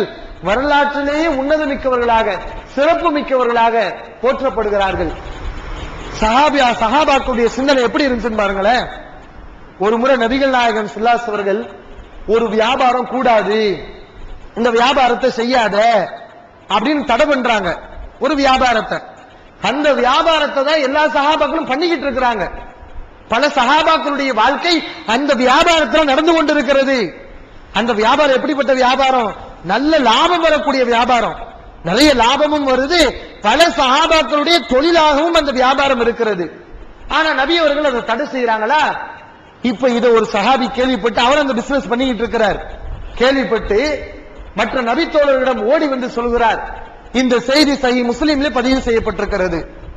நஹானா ரசூலுல்லாஹி ஸல்லல்லாஹு அலைஹி வஸல்லம் அன் அம்ரின் கான லனா நாஃபிஅன், நமக்கு பயன் வந்து கொண்டிருந்த பிரயோஜனமாக இருந்த ஒரு வியாபாரத்தை அல்லாஹ்வின் தூதர் ஸல்லல்லாஹு அலைஹி வஸல்லம் தடை செய்து விட்டார்கள். நமக்கு நிறைய லாபம் வந்து கொண்டிருந்தது, அப்படிப்பட்ட ஒரு வியாபாரத்தை நபி அவர்கள் தடை செய்து விட்டார்கள் என்று இந்த சஹாபி சொல்லிட்டு அடுத்து சொல்றாரு, வலாக்கின் ஆனாலும் தவாயத்துல்லாஹி வ ரசூலிஹி அன்ஃபௌலனா, அல்லாஹ்வுக்கும் அல்லாஹ்வின் தூதருக்கும் கட்டுப்படுவது இதைவிட நமக்கும் பயனை தரும் என்று அந்த சஹாபி சொல்றார். இல்ல லாபம் வருது உண்மைதான், ஆனா நபி அவர்கள் தடை பண்ணிட்டாங்க. இப்ப நம்ம அல்லாஹ்வுக்கு கட்டுப்படணும், அல்லாஹ்வின் ரசூலுக்கு கட்டுப்படணும். அப்படி கட்டுப்பட்டா இதுல வர லாபத்தை விட பன்மடங்கு லாபத்தை அல்லாஹ் நமக்கு கொடுப்பா, அதுதான் முக்கியம், இதை நம்ம பார்க்க கூடாது என்று அந்த சஹாபி சொல்லக்கூடிய செய்தியை நம்ம முஸ்லிம்ல பார்க்கிறோம். அப்ப அவங்க எப்படி வாழ்ந்திருக்காங்கன்னு பாத்தீங்களா? லாபம் வருதுன்னு சொன்னா உடனே போய் உளுந்துருல, ஹராமா ஹலாலா அதை பார்க்கறதே இல்ல. எத்தனை பேர் இன்னைக்கு குர்ஆனை பார்க்கறான், எத்தனை பேர் இன்னைக்கு ஹதீஸ பார்க்கறான்? அவனுடைய இஸ்லாம் எல்லாம் பள்ளிவாசலுக்குள்ளதான் இருக்குது. 4 சுவத்துக்குள்ள தொழுகுவான், தாடி வச்சுக்கிடுவான், வெளியில போய் ஃப்ராட் வேலை பண்ணுவான், அடுத்தவனை ஏமாத்துவான், அடுத்தவன் பொருளை அபகரிப்பான், அடுத்தவனுக்கு பாதிப்பு தரக்கூடிய வேலைகளை செய்வான், காசுக்காக எதையும் செய்ய தயாராகுவான். பள்ளிவாசல வந்து தொழக்கூடியவன் இப்படி எத்தனை பேர் இருக்கிறான்? அப்ப இந்த மாதிரி இதுதான் இஸ்லாமா? இபாதத் என்பது என்ன பள்ளிவாசலுக்குள்ள மட்டுமா? உன் வியாபாரத்துல இபாதத் இருக்கணும், உன் குடும்பத்துல இபாதத் இருக்கணும்.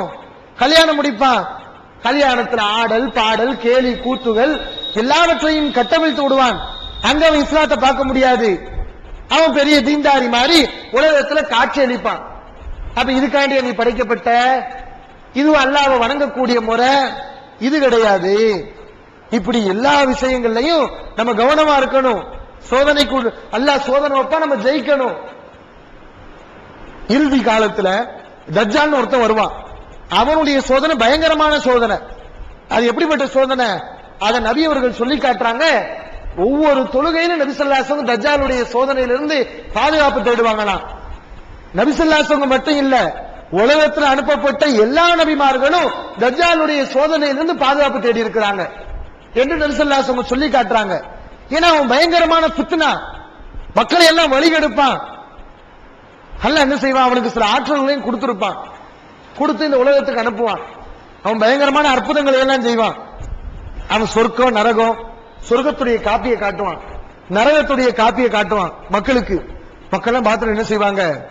ஆச்சரியப்படுவாங்க. ஆஹா, இவன் தான் உண்மையிலே இறைவன் அப்படின்னு சொல்லுவாங்க. என்ன சொர்க்கத்தை வச்சிருக்கான்ல, நரகத்தை வச்சிருக்கான்ல, அவன் காட்டக்கூடிய சொர்க்கம் நரகமா இருக்கும், அவன் காட்டின நரகம் சொர்க்கமா இருக்கும். கொள்கையில உறுதியா இருந்தவங்க, அல்லாஹ் மட்டும் நம்பினவங்க அந்த சொர்க்க நரகத்துல பிடிச்சு தள்ளுவானாங்க, ஆனா சொர்க்கமா இருக்கும். இவன் பேச்ச கேட்டு உள்ளக்கு போய் உளுந்தான்ல, அற்ப உலகத்துக்கு ஆசையாகி அல்லாஹ்வை மறந்தான்ல, அவனை பிடிச்சு சொர்க்கத்துல இவன் போடுவான், ஆனா அது நரகமா இருக்கும். அவனோட என்னென்னலாம் இருக்குமா? நபி ஸல்லல்லாஹு அலைஹி வஸல்லம் சொல்றாங்க, முஸ்லிம்ல இருக்கின்ற ஹதீஸ், இன்ன மாஹு ஜபல ஹுப்ஸின், அவனோடு மலையளவுக்கு ரொட்டி துண்டுகளை வச்சிருப்பான், மலையளவுக்கு சாப்பாட்டை வச்சிருப்பான். ஒரு பெரிய ஆத்தையே தான் கைவிசத்துல வச்சிருப்பான். சாப்பாடு இருக்கும், தண்ணி இருக்கும், சொர்க்க நரகத்தை காட்டுவான், மனுஷனை சாவடிச்சு உயிரை கொடுப்பான். இப்படி என்னென்ன அற்புதங்கள் எல்லாம் செய்வான். அத நபி ஸல்லல்லாஹு அலைஹி வஸல்லம் சொல்லி காட்டுறாங்க. கடைசில மூமின்கள் உறுதியா இருப்பாங்க. மூமின் ஈமான் உள்ளவன், இறையச்ச உள்ளவன், அல்லாஹ் மேல ஆழமா நம்பிக்கை உள்ளவன், தௌஹீத்வாதி என்ன பாப்பான்? நீ இவ்வளவு செய்றியடா, உன் கண்ணு என்ன ஒன்றரை கண்ணா இருக்குன்னு நான் கேட்பான். தௌஹீத்வாதி என்ன பாப்பான்னு சொன்னா, நீ தான் இறைவன் சொன்னா உனக்கு எந்த குறை இருக்க கூடாதுல, உன் கண்ணிய ஒன்றரை கண்ணா இருக்குது, ஏன் உன் தலையில காபீர் நன்றி கெட்டவன் எழுதி இருக்குது, நீ உலகத்துல எங்க வேணா போறையில, நீ இறைவன் சொன்னா எங்க வேணா போகணும், ஆனா மக்காக்குள்ள உன்னால போக முடியல, மதீனாக்குள்ள போக முடியல. இப்படி நிறைய பலகீனங்களையும் அல்லாஹ் தஜ்ஜாலுக்கு வச்சிருப்பான். அவன் ரப்புல் ஆலமீன் இல்ல, அவன் இறைவன் இல்ல என்பதை அறிந்து கொள்வதற்கு. அப்ப ஒரு தெளிவானவன், அறிவுள்ளவன், தௌஹீத்வாதி என்ன நினைப்பான்? அந்த பலகீனங்களை வச்சு இவனை இறைவன் நம்ம நம்ப கூடாது அப்படின்னு முடிவு செய்வான். இந்த போலி சாமியார்கள் நம்பி போறான்ல, தஜ்ஜால் என்ன ஒரு எலுமிச்சம்பழத்தை அறுத்து அது ரத்த வடிகிற மாதிரி சிவப்பா காட்டிட்டான்னு வைங்களேன், அவனை கடவுள் ஏத்துக்கிறான், அவனுக்கு சக்தி இருக்கு நம்புறான், அவனை சாமியாரா ஏத்துக்கிறான். உலகத்துல பாக்குறமா இல்லையா? வாயிலிருந்து செயின் எடுக்கிறேங்கிறான், லிங்கத்தை எடுக்கிறேங்கிறான், மண்டையில இருந்து எலுமிச்சம்பழத்தை எடுக்கிறான், ஆனா மண்டையில இருந்து எடுக்கிறான், ஆனா சொல்றது இல்ல, திடீர்னு வந்த மாதிரி காட்டிக்கிறான். இவன் தான் போலி சாமியாரா சுத்திக்கிட்டு இருக்கிறான். இவனை நம்பக்கூடியவன் எப்படி நம்புறான்? கடவுள் செயினை வர வச்சுட்டாரு, தங்கத்தை வர வச்சுட்டாரு, எல்லா பேத்துக்கும் கொடுக்கணும்ல, அது மாதிரி எல்லா பேத்துக்கும் கொடுப்பானா? எல்லா பேருக்கும் அவனால கொடுக்க முடியாது. கொஞ்சம் யோசிச்சானே அவன் ஃப்ராடுன்னு விளங்கி வைக்கலாம்.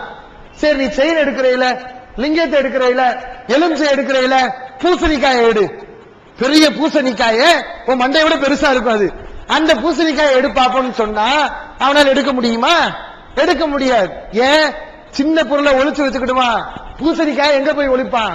ஒளிக்க முடியாது அது. அப்ப இந்த மாதிரி அறிவுள்ளவன் என்ன செய்வான்? யோசிப்பான்.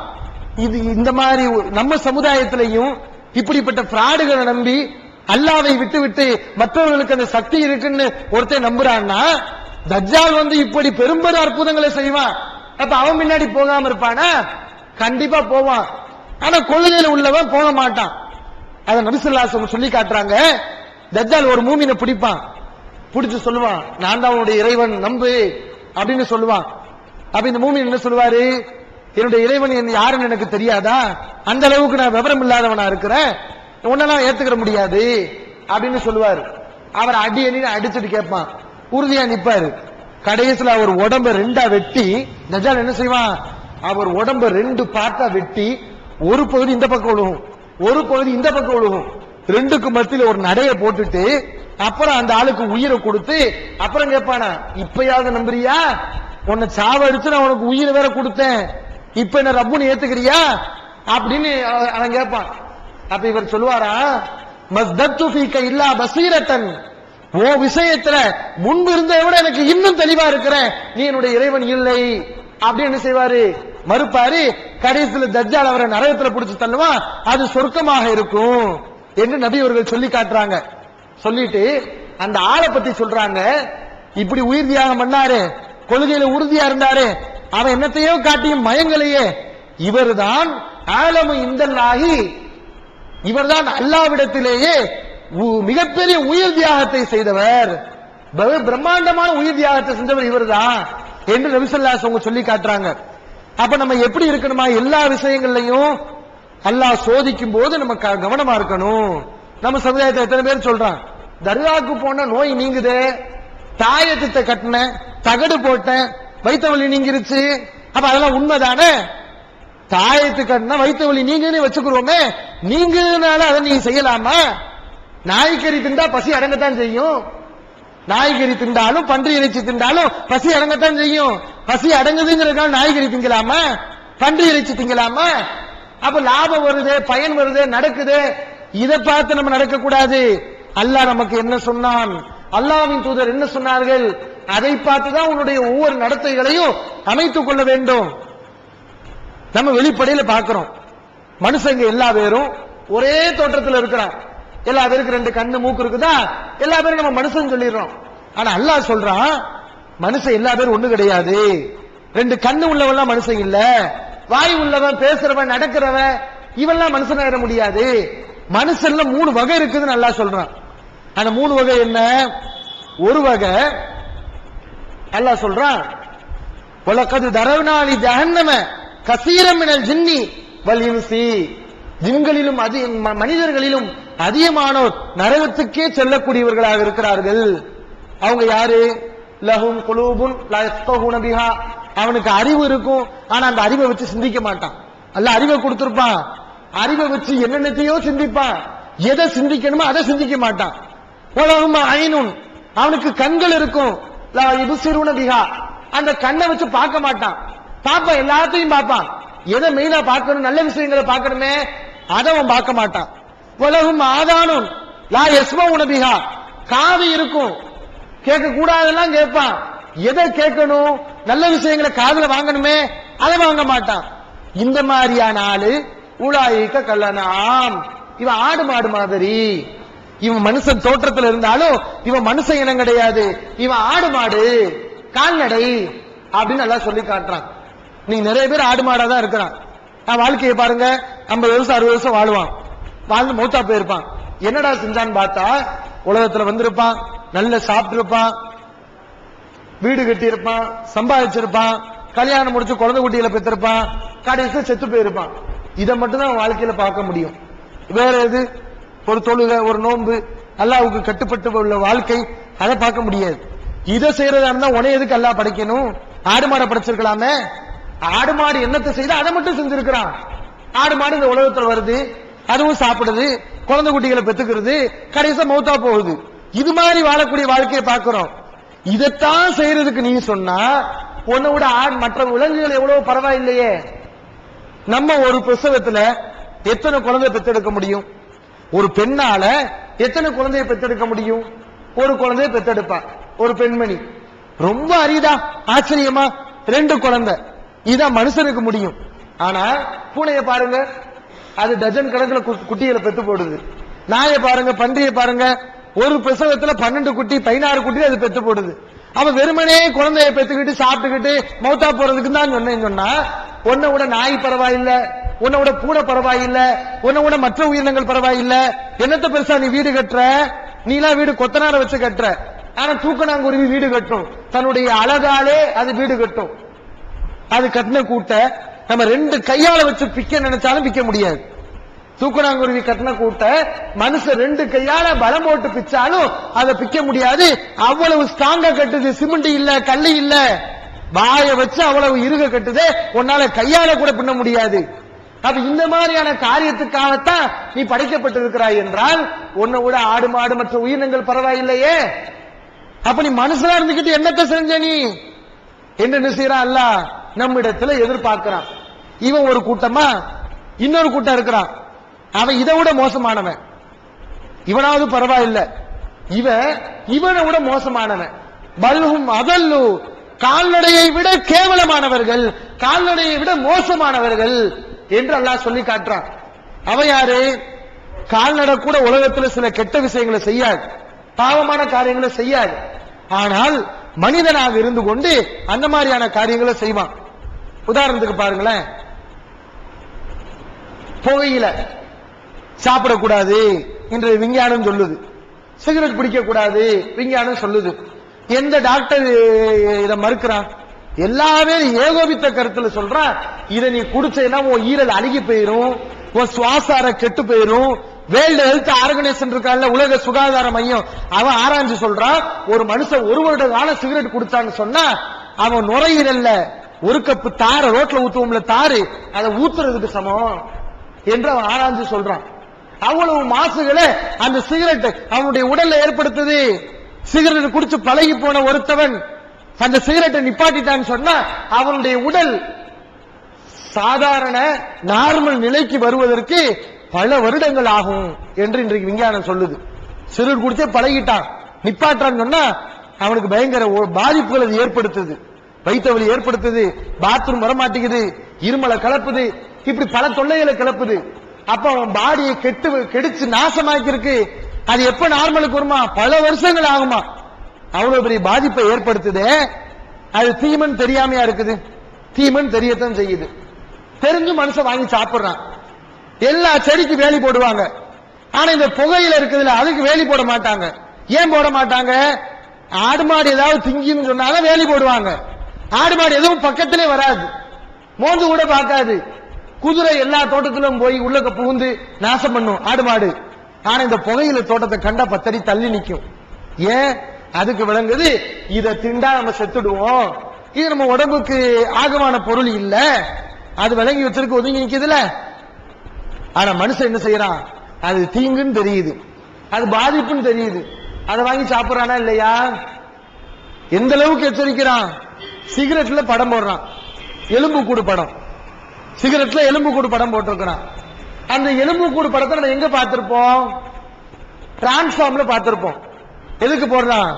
பக்கத்துல வராத, இதை தொட்டேன்னா நீ ஆளு காலி செத்துருவ, எலும்பு கூட மாறிடுவ அப்படிங்கறத உணர்த்துறதுக்காக ஒரு எலும்பு கூட மண்டையை போட்டு 2 எலும்பு என்ன செய்வான்? சைடுல போட்டு விட்டுருப்பான், எச்சரிக்கைங்கிறதுக்காக. அதே எலும்பு கூட படத்தானே சிகரெட்ல போடுறான். அப்ப அதை பார்த்துக்க நல்லா இருக்குது அப்படின்னு குடிக்கிறேன்னு சொன்னா, ஒன்றை தின்றால் அது நமக்கு பாதிப்பை ஏற்படுத்தும் என்று விளங்கி அதை உண்ணக்கூடிய உயிரினம் உலகத்தில் இருக்குன்னு சொன்னா மனுஷனை தவிர உலகத்தில் எதுவுமே இல்லை. ஏதாவது தெரியாம தின்னுட்டு செத்து போகும். ஆடு மாடு சாப்பாடு நினைச்சுக்கிட்டு அதை திண்டு அது வயிற்றுல ஏதாவது ஆகி செத்து போகும். இதை திண்டா பாதிப்பு என்று விளங்கி அதை உண்ணக்கூடிய உயிரினம் மனுஷனா மட்டும்தான் இருக்கிறான், வேற எதுவுமே இல்ல. அப்ப மனுஷன் இந்த விஷயத்தில் எப்படி இருக்கிறான்? மற்ற உயிரினங்களை விட மோசமாக நடக்கிறானா இல்லையா? இதே மாதிரி பாருங்க, சாராயம் மதுக்கடையில் எழுதி போட்டிருக்கிறான்ல, குடியை கெடுக்கும், நீ குடிச்சுன்னு சொன்னா நாசமாயிருவ, உன் குடும்பம் குட்டியச்சோரா போயிரும். வசனம் எல்லாம் அழகா இருக்குது. ஆனா என்ன செய்யறான்? அதை பார்த்துட்டே போய் குடிக்கிறான். அந்த போர்டை வச்சவுடனே விற்கிறான், அரசாங்கமே விற்கிறான். அப்ப இவன் யாரு? அது விஷம்னு தெரியுது, அதை திண்டா குடும்பம் நாசமா போயிரும், குடும்பம் உட்படாதுன்னு தெரியும். எத்தனை பேர் அவலப்படுகிறார்கள், அதெல்லாம் புரிஞ்சு வச்சிருக்கிறான். அப்புறம் ஏண்டா போய் குடிக்கிற? ஆனாலும் குடிக்கிறான். அப்ப இவன் யாரு? நாய் கூட சாராயத்தை குடிக்காத, சாராயத்தை கண்டா அது கொலைக்கு நாய். அவன் மனுஷால போய் குடிக்கிறான்னு சொன்னா, அப்ப இந்த மாதிரியான விஷயங்களை கால்நடைகளை விட பிராணிகளை விட மனிதன் மோசமான நிலையில இருக்கிறான். திங்கிறதுல மட்டும் இல்லங்க, அல்லாவுக்கு துரோகம் செய்யற விஷயத்துல கூட இப்படி மனுஷன் கேவலமா போயிடுறான், பிராணிகளை விட கேவலமா போயிடுறான். ஒரு நாய் ஒரு கபரை பாக்குது. ஒரு நாய் எதை பாக்குது? கபரை பாக்குது. பயந்து ஓடுமா? கபரை பார்த்து நாய் பயந்து ஓடுமா? ஓடாது. அது சாதாரண கல்லு அப்படிங்கிறது நாய்க்கு விளங்குது, மண்ணுன்னு நாய்க்கு விளங்குது. அந்த கபர் மேல ஒண்ணுக்கு கூட அதை அடிக்கும், யாரும் பத்தி கூட ஆட்டினா. நாய் விளங்கி வச்சிருக்கு கரெக்டா, கல்லுன்னு விளங்குது, மண்ணுன்னு விளங்குது. அதே நாய் நம்ம ரோட்ல போய்கிட்டு இருக்கிறோம், எதிர்த்தாப்புல வருது, நம்ம இங்கிட்டு வந்து அது அங்கிட்டு போகுது. நாய்க்கு தெரியுது இவன் நம்மளை அடிச்சிருமா, கல்லை தூக்கி விரட்டுவாங்க, ஒதுங்கி போகுதா இல்லையா? நாய் மனுஷனை கண்டா ஒதுங்கி போகுது, கல்லை கண்டா நிக்குது. அப்ப நாய் புரிஞ்சு வச்சிருக்கு, மனுஷனா இருக்கு இவன் புரிஞ்சு வைக்கணுமா இல்லையா? இவன் என்ன பண்றான்? அந்த கபருக்கு பச்சை போர்வையை போத்துறான், அங்க பூவை போடுறான், சந்திரத்தை தெளிக்கிறான், அங்க பாச்சாம்பள்ளி உளுந்து வீச்சப்படுத்து போய் கிடக்குமே நாட்டை என்ன அதை தூக்கி வாங்கி சாப்பிடுறான். இப்படி எல்லாம் அநியாய அக்கிரமத்தை அல்லாவுக்கு பண்ணி துரோகம் செய்யறானே. அப்ப இந்த விஷயங்கள் அவன் எப்படி போயிடுறான்? நாய்க்கு தெரிஞ்ச ஒரு அடிப்படையான விஷயம் கூட இவனுக்கு தெரியல. இவனதான் அல்லாஹ் சொல்லி காட்டுறான், பல்ஹும் அதல்லு, இவெல்லாம் கால்நடையை விட மோசமானவன் கேவலமானவன் என்று சொல்லி காட்டுறான். அப்ப இந்த மாதிரியான கூட்டமாக நம்ம இருக்கக்கூடாது. எந்த கூட்டமா இருக்கணும்? மனிதர்கள்ல 3வது ஒரு கூட்டம் இருக்குன்னு சொல்றான். அவர்கள் யாரு? அவர்கள்தான் என்றைக்கும் மனிதர்கள், இந்த மனித பிறப்புக்கு தகுதியானவர்கள், என்றைக்கும் இந்த மனித சிறப்பை பெற்றவர்கள். அவங்க யாரு?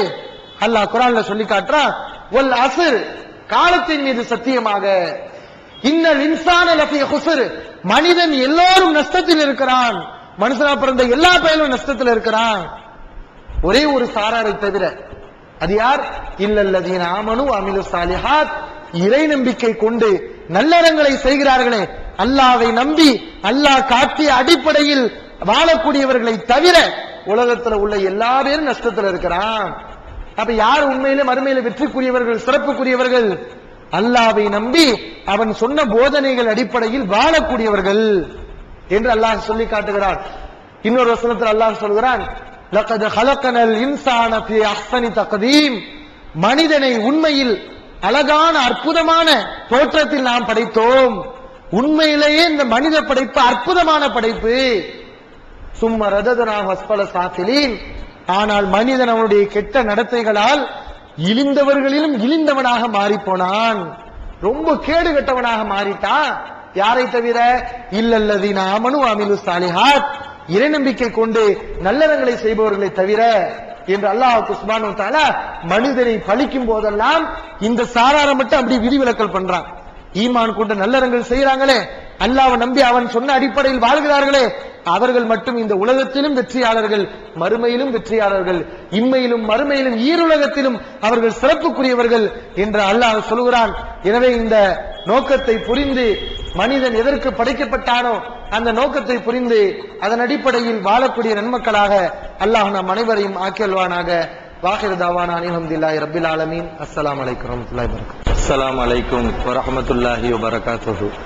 பேரன்பிற்கும் பெருமதிப்பிற்கும் உரிய எல்லாம் வல்ல அல்லாஹ்வின் நல்லடியார்களே, நம்முடைய இறை தூதர் நபிகள் நாயகம் ஸல்லல்லாஹு அலைஹி வஸல்லம் அவர்கள் சமுதாயத்தில் இறை தூதராக நியமிக்கப்படுவதற்கு முன்னால் அவர்களுடைய சமுதாயத்தினர் பல வகையான மூட நம்பிக்கைகளில், அனாச்சாரங்களில், பாவமான காரியங்களில், இணை வைப்பு விஷயங்களில் மூழ்கி கிடந்தார்கள். விபச்சாரம் மலிந்து கிடந்தது. திருடு, கொள்ளை, கொலை போன்ற பாவங்களை அதிகமாக செய்து கொண்டிருந்தார்கள். அப்படிப்பட்ட ஒரு சமுதாயத்தை திருத்துவதற்காகத்தான் நபிகள் நாயகம் ஸல்லல்லாஹு அலைஹி அவர்கள் இறை தூதராக அனுப்பப்பட்டார்கள். அவர்கள் இஸ்லாத்தை எடுத்து சொல்லி இந்த பாவமான காரியங்களை செய்யக்கூடாது, அல்லாஹ்வுக்கு மோசடி செய்யக்கூடாது, கொலை குற்றங்களில் ஈடுபடக்கூடாது, ஒழுக்கக்கேடாக நடக்கக்கூடாது என்றெல்லாம் அந்த மக்களை சீர்திருத்துவதற்காக நபிகள் நாயகம் ஸல்லல்லாஹு அலைஹி அவர்கள் போதனை செய்தார்கள். ஆனால் அந்த சமுதாய மக்கள்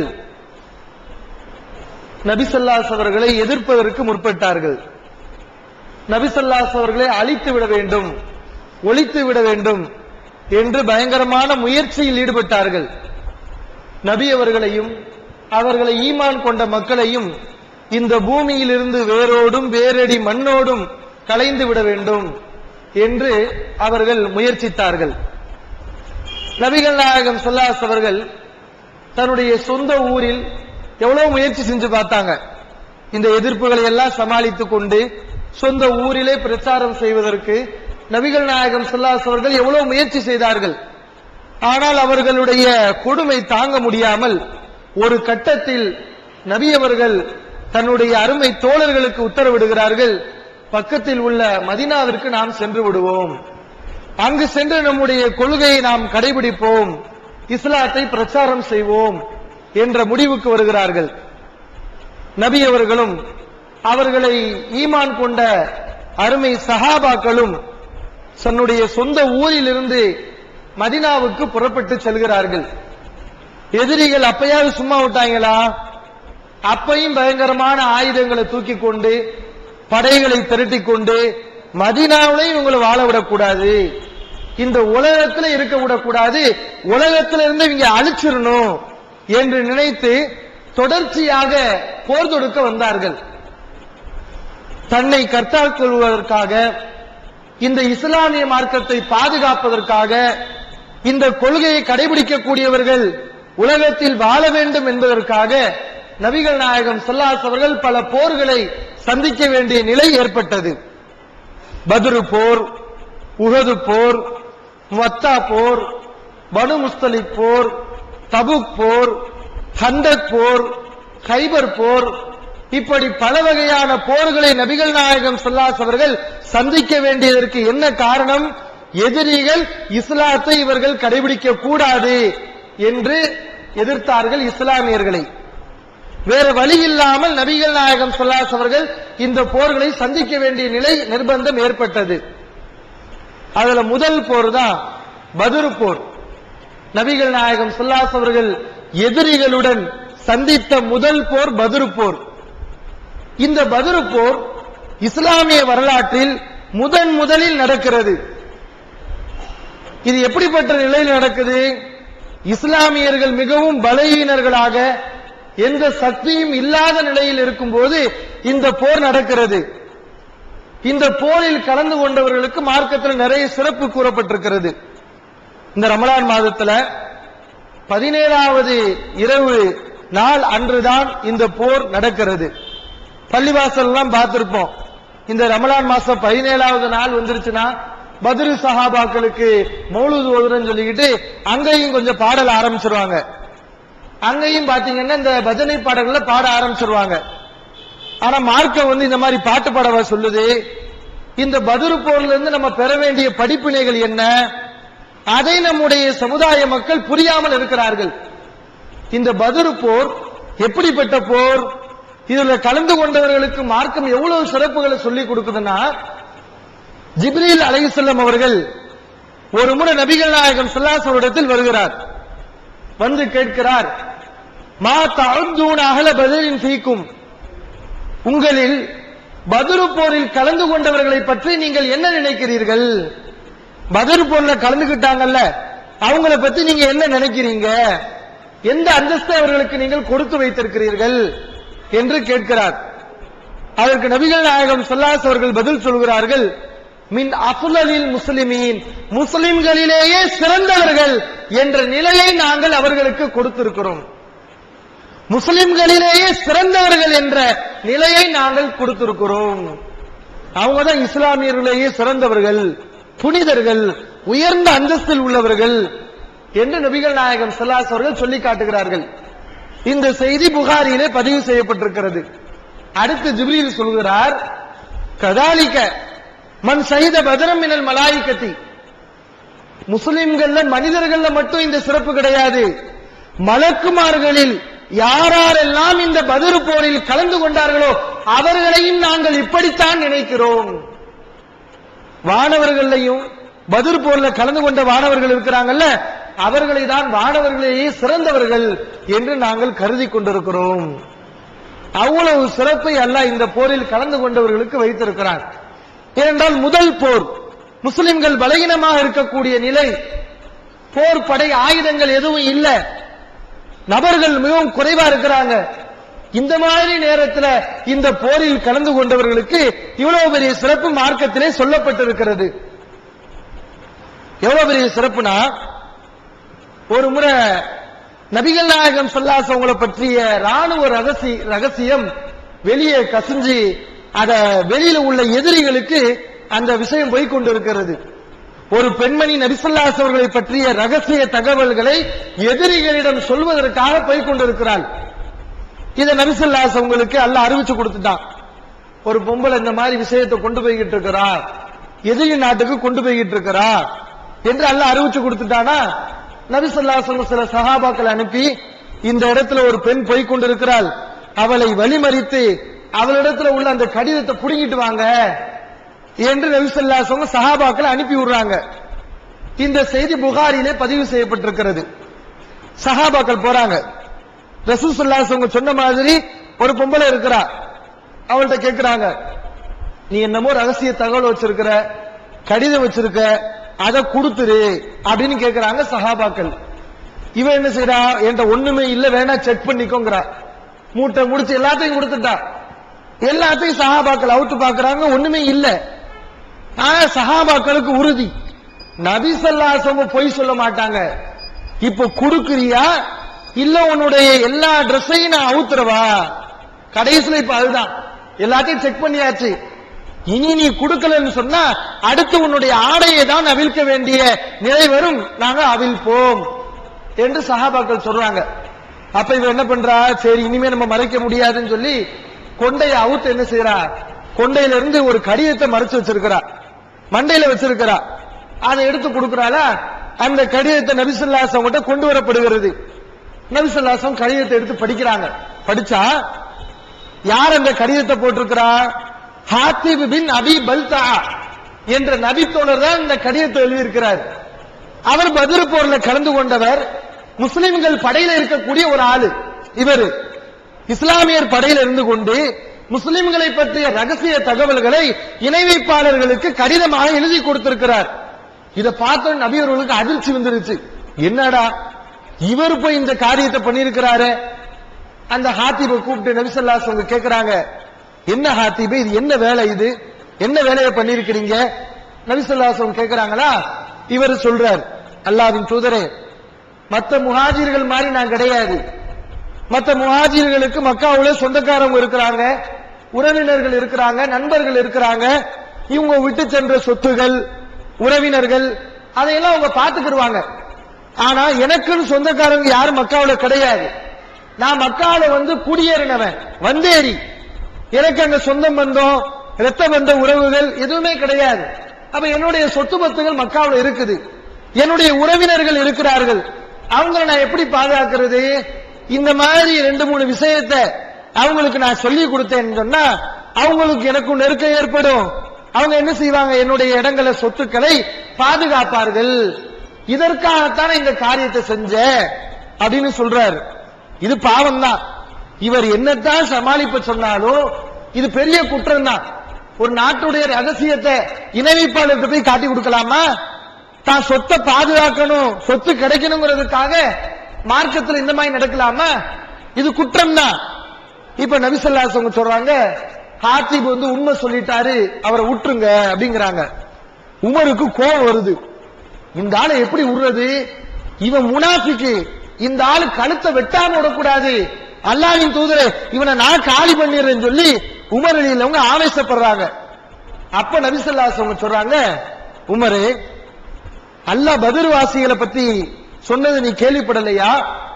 ஏமலும் ஆஷேத்தும், நீங்கள் விரும்பியதை செய்து கொள்ளுங்கள், தக்கது கஃபர்துலக்கும், நீங்க எல்லாம் பண்ணிட்டீங்களோ, என்னெல்லாம் பண்ண போறீங்களோ எல்லாத்தையும் நான் மன்னிச்சுட்டேன்.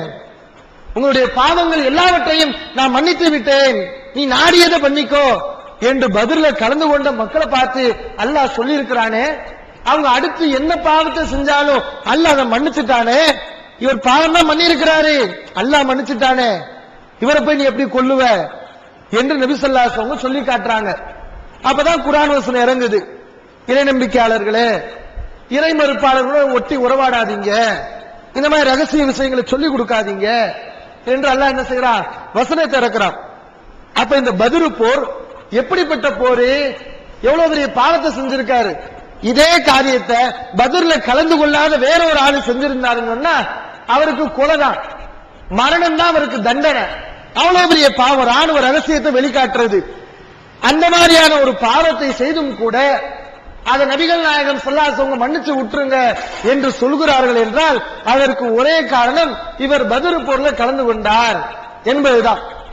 ஒரு முறை ஒரு பெண்மணி, ஹாரிசா என்ற சஹாபியுடைய பெண்மணி நபி ஸல்லல்லாஹு அலைஹி வஸல்லம் கிட்ட வருகிறார். அல்லாஹ்வின் தூதரே, என்னுடைய மகன் ஹாரிசா பத்ர் போர்ல அம்பு தாக்கப்பட்டு கொல்லப்பட்டார். அவர் சொர்க்கத்தில் இருப்பார் என்றால் நான் பொறுத்துக் கொள்வேன். அவர் சொர்க்கவாசின்னு சொன்னா நான் பொறுமையா இருந்துக்கிறேன். இல்ல அவருக்கு சொர்க்கம் கிடைக்காது அப்படின்னு சொன்னா அதற்காக நான் நினைத்து நினைத்து கவலைப்பட்டு நொந்தே போவேன் என்று இந்த சஹாபி என்ன செய்யறாங்க? பெண்மணி நபி ஸல்லல்லாஹு அலைஹி வஸல்லம் கொண்டு வந்து முறையிடுறாங்க. இந்த செய்தியும் புகாரிலே இருக்குது. அப்ப நபி ஸல்லல்லாஹு அலைஹி வஸல்லம் சொல்றாங்க, எவ்வளவு பெரிய சிறப்பை சொல்லி காட்டுறாங்க பாருங்க. பத்ர் போர்ல கலந்து கொண்டு மரணித்தால் அவருக்கு அல்லாஹ் தரக்கூடிய பரிசு என்ன? யா உம்ம ஹாரிசா, ஹாரிசாவின் தாயாரே, இன்னஹா ஜினானுன் ஃபில் ஜன்னா, சொர்க்கத்துல நிறைய படித்தரங்கள் இருக்கிறது, பல வகையான சொர்க்கங்கள் இருக்கிறது. இப்னகி அஸாபல் ஃபிர்தௌஸல் ஆலா, உன்னுடைய மகன் பத்ர் போர்ல கலந்து கொண்டு மரணித்தானே, ஓ மகன் சொர்க்கத்திலே உயர்ந்த சொர்க்கம் இருக்குல்ல, ஜன்னத்துல் ஃபிர்தௌஸ், அதை பெற்றிருக்கிறான் என்று நபி ஸல்லல்லாஹு அலைஹி வஸல்லம் அந்த பெண்ணுக்கு பதில் சொல்கிறார்கள். அப்ப பத்ர் போர்ல கலந்து கொண்டதற்காக, கலந்து கொண்டு மரணித்ததற்காக அல்லாஹ் எப்படிப்பட்ட சிறப்பை கொடுக்கிறான்? சொர்க்கத்திலே உயர்ந்த சொர்க்கம் ஜன்னத்துல் ஃபிர்தௌஸ், அந்த சொர்க்கத்தை அல்லாஹ் கொடுக்கிறான். இதுவரைக்கும் எல்லாம் சொல்லுவாங்க, நம்ம கேள்விப்பட்டிருப்போம். இந்த போர்ல முஸ்லிம்கள் மிகவும் பலகீனமா இருக்கிறாங்க. எப்படிப்பட்ட பலகீனம்? இஸ்லாமியருடைய எண்ணிக்கை எவ்வளவு? 317 பேர் தான் இஸ்லாமிய படைகள்ல இருக்கிறாங்க, முஸ்லிம் படைகள்ல பத்ர் போர்ல. ஆனால் எதிரிகள் 1000க்கும் மேற்பட்டவர்கள் எதிரி படையில இருக்கிறாங்க. கணக்கு பண்ணி பாருங்க, இங்க 300 அங்க 1000, இதை விட 3 மடங்கு அதிகம். அப்ப அந்த மாதிரி ஒரு பெரும்படையை சந்திக்க வேண்டிய நிலை இருக்கிறது. ஆயுதங்கள் இருக்குதா? ஆயுதங்களும் கிடையாது, படைபலமே இல்ல, நபர்கள் குறைவு. குதிரை வீரர்கள் எத்தனை பேர் சொன்னா ஒரே ஒரு ஆளுதான். இஸ்லாமிய படையில உள்ள குதிரை வீரர் எத்தனை பேரு? ஒரே ஒரு ஆளு, மிக்தாத் என்ற நபித்தோழரை தவிர வேறு யாருமே குதிரை வீரர் கிடையாது. ஆனா எதிரி படைகள்ல பாத்தீங்கன்னா ஏராளமான குதிரை வீரர்கள் இருக்கிறார்கள். இப்படி அங்கே இங்கேயும் பார்த்தோம் சொன்னா அது மலை, இது மடுவா இருக்குது. இப்படிப்பட்ட ஒரு நிலை, எதிரிகள் நல்ல சாப்பிட்டு கொழு கொழுன்னு வர்றான் போருக்கு. ஆனா நம்முடைய இஸ்லாமியர்கள், அருமை சஹாபாக்கள் ஒழுங்கான சாப்பாடு இல்லாம, தண்ணி இல்லாம, வத்தலும் தொத்தலுமா இருக்கிறாங்க. நபி ஸல்லல்லாஹு அலைஹி வஸல்லம் அதெல்லாம் பார்த்துட்டு அல்லாஹ்ட்ட கையேந்துறாங்க அந்த பத்ர் நேரத்துல. இறைவா, இன்னஹும் ஹுஃபாத்துன், இவர்கள் வாகனம் இல்லாமல் இருக்கிறார்கள், தஹ்மிலுஹும், அவர்களுக்கு வாகனத்தை கொடு. இன்னஹும் உராத்துன், உடுத்துவதற்கு ஆடை இல்லாமல் இருக்கிறார்கள், ஃபக்ஸுஹும், இஸ்லாமிய படைகளுக்கு ஆடையை கொடு. இன்னஹும் ஜியாஉன், சாப்பிடுறதுக்கு வழி இல்லாம பட்டினியோட வந்திருக்கிறாங்க, பஸ்மியஹும், அவங்களுக்கு சாப்பாட்டை கொடு என்று நபி ஸல்லல்லாஹு அலைஹி வஸல்லம் அல்லாஹ்ட்ட துஆ செய்றாங்க. அப்படி சாப்பாடு இல்லாம, உடுத்துறதுக்கு ஆடை இல்லாம, ஒரு பொருளும் ஆயுதங்களும் இல்லாம, வாகனங்கள் இல்லாம, இப்படிப்பட்ட பலகீனமான நிலையில எதிரிகளை சந்திக்க போகிறார்கள் இஸ்லாமியர்கள். இந்த போருக்கு எப்படி நபி ஸல்லல்லாஹு அலைஹி வஸல்லம் போறாங்க? முன்னாடி அறிவிப்பு பண்ணி அப்படி போகல. குறைஷிகளுடைய கூட்டத்தை வழிமறிப்பதற்காக நபி ஸல்லல்லாஹு அலைஹி வஸல்லம் திட்டம் தீட்டி செல்கிறார்கள். ஆனால் போகக்கூடிய வழியில விஷயம் கசிந்து மக்காவுக்கு போய் அபூ சுஃபியான் படை திரண்டு வருகிறார். போராயிடுச்சு. இப்ப நபி ஸல்லல்லாஹு அலைஹி வஸல்லம் எதிர்பார்க்கல, போர் வரும்னு எதிர்பார்க்கல. நம்ம போவோம், அவங்களை அடிப்போம், நம்மகிட்ட அவங்க பொருளை பறிச்ச மாதிரி அவங்களுடைய பொருளை நம்ம பறிச்சுக்கிடுவோம், இப்படிதான் நபி ஸல்லல்லாஹு அலைஹி வஸல்லம் நினைச்சிட்டு இருந்தாங்க. ஆனா அது போராயிட்டு போச்சா, நபர்கள் வேற கம்மி. நபி ஸல்லல்லாஹு அலைஹி வஸல்லம் என்ன செய்யணும் தெரியல, அல்லாஹ்ட்ட தான் கையேந்துறாங்க. அந்த பத்ருடைய நேரத்தில் இரவில் சஹாபாக்கள் எல்லோரும் உறங்கிக் கொண்டிருக்கிறார்கள். மைதானத்தில் எல்லாரும் தூங்கிட்டு இருக்கிறாங்க. ஆனால் நபிகள் நாயகம் ஸல்லல்லாஹு அலைஹி வஸல்லம் அவர்கள் மட்டும் ஒரு மரத்துக்கடியில் தொழுது கொண்டு அழுது கொண்டு அல்லாஹ்விடத்திலே கையேந்தி கொண்டே இருக்கிறார்கள். ஏன்னா நபி அவர்கள் பார்க்கிறாங்க, இந்த படை எப்படி இருக்குது, அந்த படை எப்படி இருக்குது, இது நபர்கள் எத்தனை, அந்த நபர்கள் எவ்வளவு, இதெல்லாம் பார்க்கும்போது இந்த படை இவ்வளவு பலகீனமா இருக்கிறது, இறைவனுடைய உதவி இல்லாம ஒரு காலம் நம்ம ஜெயிக்க முடியாது என்று நபி ஸல்லல்லாஹு அலைஹி வஸல்லம் உங்களுக்கு படுது. அல்லாஹ் குர்ஆன்ல சொல்லி காட்டுறான், வலகத் நஸரகுமுல்லாஹு பி பத்ரின் வ அன்தும் அதில்லா, அல்லாஹ் உங்களுக்கு பத்ரிலே உதவி செய்தான், நீங்கள் எப்படி இருந்தீர்கள்? மிக மோசமான நிலையில் இருந்தீர்கள், பலவீனர்களாக இருந்தீர்கள். அந்த நேரத்தில் அல்லாஹ்வுடைய உதவி உங்களுக்கு கிடைத்தது என்று அல்லாஹ் சொல்லி காட்டுகிறான். இப்ப இவ்வளவு பலகீனம் இருக்கிறதா, நபி ஸல்லல்லாஹு அலைஹி வஸல்லம் அல்லாஹ்ட்ட கையேந்திக்கிட்டே இருக்கிறாங்க. முஸ்லிம்ல பதிவு செய்யப்பட்டிருக்கிறது, நபி அவர்கள் எப்படி அல்லாஹ்ட்ட மன்றாடினார்கள்? ரெண்டு கையை ஒசத்தி அல்லாஹ்ட்ட கேட்கிறாங்க. நபி ஸல்லல்லாஹு அலைஹி வஸல்லம் மேனியிலிருந்து போர்வை கீழே விழுந்து விடுகிறது. அபூபக்கர் ரலியல்லாஹு வர்றாங்க, அந்த போர்வையை எடுத்து நபி ஸல்லல்லாஹு அலைஹி வஸல்லம் மேல போட்டுட்டு ரசூல் ஸல்லல்லாஹு அலைஹி வஸல்லம் பின்னாடி வந்து அணைச்சுக்கிறாங்க. ரசூல் ஸல்லல்லாஹு அலைஹி வஸல்லம் ஆறுதல் சொல்கிறார், அபூபக்கர், அல்லாஹ்வின் தூதரே, கஃபாக முனாஷதத்துக ரப்பக, உங்கள் இறைவனிடம் நீங்கள் மன்றாடியது போதும், ஃபஇன்னஹு சயுன்ஜிஸு லக மா வஅதக, அவன் உங்களுக்கு வாக்களித்ததை கண்டிப்பாக அல்லாஹ் நிறைவேற்றுவான், கவலைப்படாதீங்க, பயப்படாதீங்க, அல்லாஹ்ட்ட கேட்டுட்டீங்கல்ல, அல்லாஹ் உங்களுக்கு நிறைவேற்றி கொடுப்பான் என்று அபூபக்கர் அல்லவங்க நபி ஸல்லல்லாஹு அலைஹி வஸல்லம் உங்களுக்கு ஆறுதல் சொல்கிறார்கள். இப்படிப்பட்ட ஒரு நிலை பத்ரு போர். இவ்வளவு பலகீனம் இருக்குதா? ஆனா அல்லாஹ்வுடைய கிருபை என்னன்னா, இவ்வளவு பலகீனம் இருந்தாலும் எதிரி படை பத்ரு களத்திலே தோற்கிறது, இஸ்லாமியர்கள் ஜெயிக்கிறார்கள், முஸ்லிம்கள் ஜெயிக்கிறார்கள், அல்லாஹ்வுடைய உதவி கிடைக்கிறது. எப்படிப்பட்ட உதவி? அல்லாஹ் வானவர்களை அனுப்பி வச்சுட்டான். மனிதர்கள் கம்மியாவா இருக்கிறீங்க, இந்த என்னுடைய படையை தர்றேன், என்னுடைய படையை வைத்து நீங்கள் போர் செய்யுங்கள் என்று அல்லாஹ்வுடைய வானவர்களை பத்ரு போர்க்களத்துக்கு அல்லாஹ் அனுப்பினான். ஆனா சஹாபாக்கள் கண்கூட அந்த போர்க்களத்தில் பார்க்கிறாங்க. முஸ்லிம்ல இந்த செய்தி பதிவு செய்யப்பட்டிருக்கிறது. ஒரு சஹாபி நபி ஸல்லல்லாஹு அலைஹி வஸல்லம் வந்து சொல்கிறார், அல்லாஹ்வின் தூதரே, நான் பத்ர்ல வீர எதிரமா போர் செஞ்சுக்கிட்டு இருந்தேனா, எதிரியோட சண்டை போட்டுக்கிட்டு இருந்தேன், திடீர்னு முதுகுக்கு பின்னாடி ஒரு சத்தம் வந்துச்சு. ஒரு ஆளு குதிரையில சாட்டையை வச்சு அடிச்சுக்கிட்டு வேகமா வர்ற மாதிரி, குதிரையை வேகமாக செல் என்று சத்தம் போட்டுக்கொண்டு எனக்கு பின்னால் வருவதை போன்று ஒரு சத்தம் கேட்டது. என்னடா நான் திரும்பி பார்த்தேன், யாரையும் காணா. ஏன்னா பின்னாடி எதிரி வந்துடக்கூடாதுல்ல, திடீர்னு போர்ல எல்லாத்தையும் பார்க்கணும். எதிரி முன்னாடியே சண்டை போட்டுட்டு இருக்க கூடாது, பின்னாடி பார்க்கணும், இடதுபுறம் பார்க்கணும், வலதுபுறம் பார்க்கணும், எல்லா பக்கமும் கவனம் இருக்கணும். பின்னாடி இந்த மாதிரி ஒரு சத்தம் வருதா, நான் திரும்பி பார்த்தேன், யாரையும் காணா. அதுக்கப்புறம் நான் எதிரி இடத்துல முன்னோக்குனா, இந்த எதிரி மூக்கு அறுபட்டு, காது அறுபட்டு, வெட்டுப்பட்டு கீழே வீழ்ந்து கிடந்தான். அவனை நான் வெட்டவே இல்லை. பின்னாடி திரும்பி பார்க்கறதுக்குள்ள அவன் கீழே விழுந்துட்டான், அவன் செத்து போயிட்டான் என்று சஹாபாக்கள் நபி ஸல்லல்லாஹு அலைஹி வஸல்லம் வந்து சொல்றாங்க. அப்ப நபி ஸல்லல்லாஹு அலைஹி வஸல்லம் சொன்னாங்க, அது வேற ஒண்ணும் இல்லப்பா, ذَلِكَ مِنْ مَدَدِ السَّمَاءِ الثَّالِثَةِ, மூணாவது வானத்திலிருந்து உள்ள வானவர்களை அல்லாஹ் அனுப்பி வைத்திருக்கிறான். அவர்கள் தான் இந்த காரியத்தை செஞ்சிருக்கிறாங்க.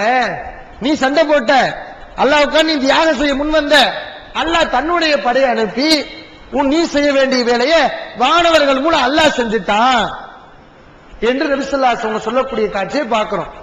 இப்படி வானவர்கள் மூலம் அப்பாஸ் ரலியல்லாஹு அன்ஹு அவர்கள் பின்னாடி தான் இஸ்லாத்துக்கு வர்றாங்க.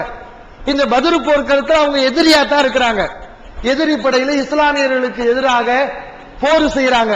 அப்பாஸ் ரலியல்லாஹு அவங்க இஸ்லாத்துக்கு வந்ததுக்கு பின்னாடி நபி ஸல்லல்லாஹு அலைஹி வஸல்லம் சொல்றாங்க, அல்லாஹ்வின் தூதரே, என்ன சிறைபிடித்தது இந்த ஆள் இல்ல. ஒரு ஆளு முஸ்லிம்கள்ல ஒரு ஆளு அப்பாஸ் ரலியல்லாஹு சிறைபிடிச்சாரு, அதான் யதார்த்தம். ஆனா அப்பாஸ் ரலியல்லாஹு சொல்றாங்க, இவர் சிறைபிடித்தார் என்று எல்லாரும் நீங்க சொல்லிக்கிறீங்க, ஆனா என்ன கைதியா பிடிச்சது யாருன்னு சொன்னா இவர் இல்ல. நல்ல அழகான வெள்ளையான தோற்றத்தில் ஒரு ஆள் இருந்தார். நல்ல வகுடு எடுத்து இருபுறமும் முடி சாய்ந்த ஒரு மனிதர் வந்தார்.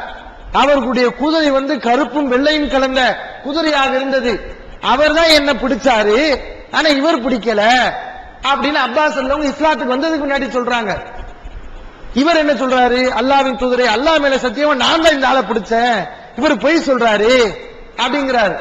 அப்ப நபி ஸல்லல்லாஹு அலைஹி வஸல்லம் சொன்னாங்க, நீ அமைதியா இருப்பா, நீ பிடிச்ச, உனக்கு உதவி பண்ணது யாரு தெரியுமா, ஐயதக்கல்லாஹு பி மலக்கின் கரீம், சங்கைக்குரிய வானவரின் மூலம் அல்லாஹ் உனக்கு உதவி செய்திருக்கிறான். அந்த வானவர் உன் கையில இவரை பிடிச்சு கொடுத்திருக்கிறாரு என்று நபி ஸல்லல்லாஹு அலைஹி வஸல்லம் சொல்லக்கூடிய செய்தி அபூதாவுதிலே பதிவு செய்யப்பட்டிருக்கிறது. இந்த மாதிரி அல்லாஹ்வுடைய உதவி பத்ர் போர் நடக்கும்போது நபி ஸல்லல்லாஹு அலைஹி வஸல்லம் மக்களுக்கு அறிவிப்பு செய்றாங்க, ஹாதா ஜிப்ரீல், இதோ ஜிப்ரீல் ஆயுதங்களுடன் பத்ர் போரில் கலந்து கொள்ள வந்து விட்டார் என்று நபி ஸல்லல்லாஹு அலைஹி வஸல்லம் அறிவிப்பு செய்றாங்க. இப்படி ஜிப்ரீல் அலைஹிஸ்ஸலாம் அவர்கள் வானவர்கள் இந்த பத்ர் போர்ல கலந்து கொண்டார்கள். அல்லாஹ்வுடைய உதவி கிடைத்தது. அல்லாஹ் சொன்னா, திருமறை குர்ஆன்ல கூட சொல்லி காட்டுறான், இது தஸ்தகீசூன ரப்பக்கும், உங்கள் இறைவனிடத்தில் நீங்கள் பாதுகாவல் தேடினீர்கள், உதவி தேடினீர்கள். ஃபஸ்தஜாபலக்கும், அல்லாஹ் உங்களுக்கு பதிலளித்தான். அன்னி முமித்துக்கும் பி அல்ஃபி மினல் மலாயிகத்தி முர்திஃபீன், உங்களுக்கு பின்னால் அணிவகுக்கக்கூடிய 1000 வானவர்களை நான் உங்களுக்கு அனுப்புவேன் என்று நான் உங்களுக்கு பதிலளித்தேன் என்று அல்லாஹ் திருமறை குர்ஆன்ல சொல்லி காட்டுகிறான். இப்படி அல்லாஹ்வுடைய உதவி வந்துச்சு அருமை சஹாபாக்களுக்கு. எப்ப அல்லாஹ்வுடைய உதவி வரும், சும்மா வந்துருமா, அல்லாஹ் எனக்கு உதவி செய் அப்படின்னு சொல்லிக்கிட்டு வீட்டுல உட்கார்ந்துகிட்டு இருந்தா அல்லாஹ்வுடைய உதவி வந்துருமா? நம்ம முயற்சி செய்யணும், நம்ம தியாகம் செய்யணும். இன்னைக்கு சமுதாயத்துல பாக்குறோம்ல, எத்தனை பேரு இந்த பாபர் மசூதிக்காண்டி என்ன செய்ய மாட்டாங்க, போராடாம இருந்தாங்க. நம்ம கூப்பிட்டுக்கிட்டே இருந்தோம். பல போராட்டங்களுக்கு நம்ம என்ன செய்வோம், வாங்க நம்ம சத்தியத்துக்காண்டி குரல் கொடுப்போம், அநீதிக்கு எதிராக குரல் கொடுப்போம், இப்படிலாம் நம்ம சொல்லுவோம். அவங்க என்ன செய்வாங்க, நம்ம அல்லாஹ்ட்ட கேட்போம்னு சொல்லிக்கிட்டு போராடாம இருந்துருவாங்க. இந்த மாதிரி இருந்தா அல்லாஹ்வுடைய உதவி வருமா? இந்த பத்ர் போர்க்களத்துல அல்லாஹ் உதவி செஞ்சான். எப்ப உதவி பண்ணா? சஹாபாக்கள் தன்னுடைய உயிரை அல்லாஹ்வுக்காக என்ன வந்தாலும் பரவாயில்லை, நான்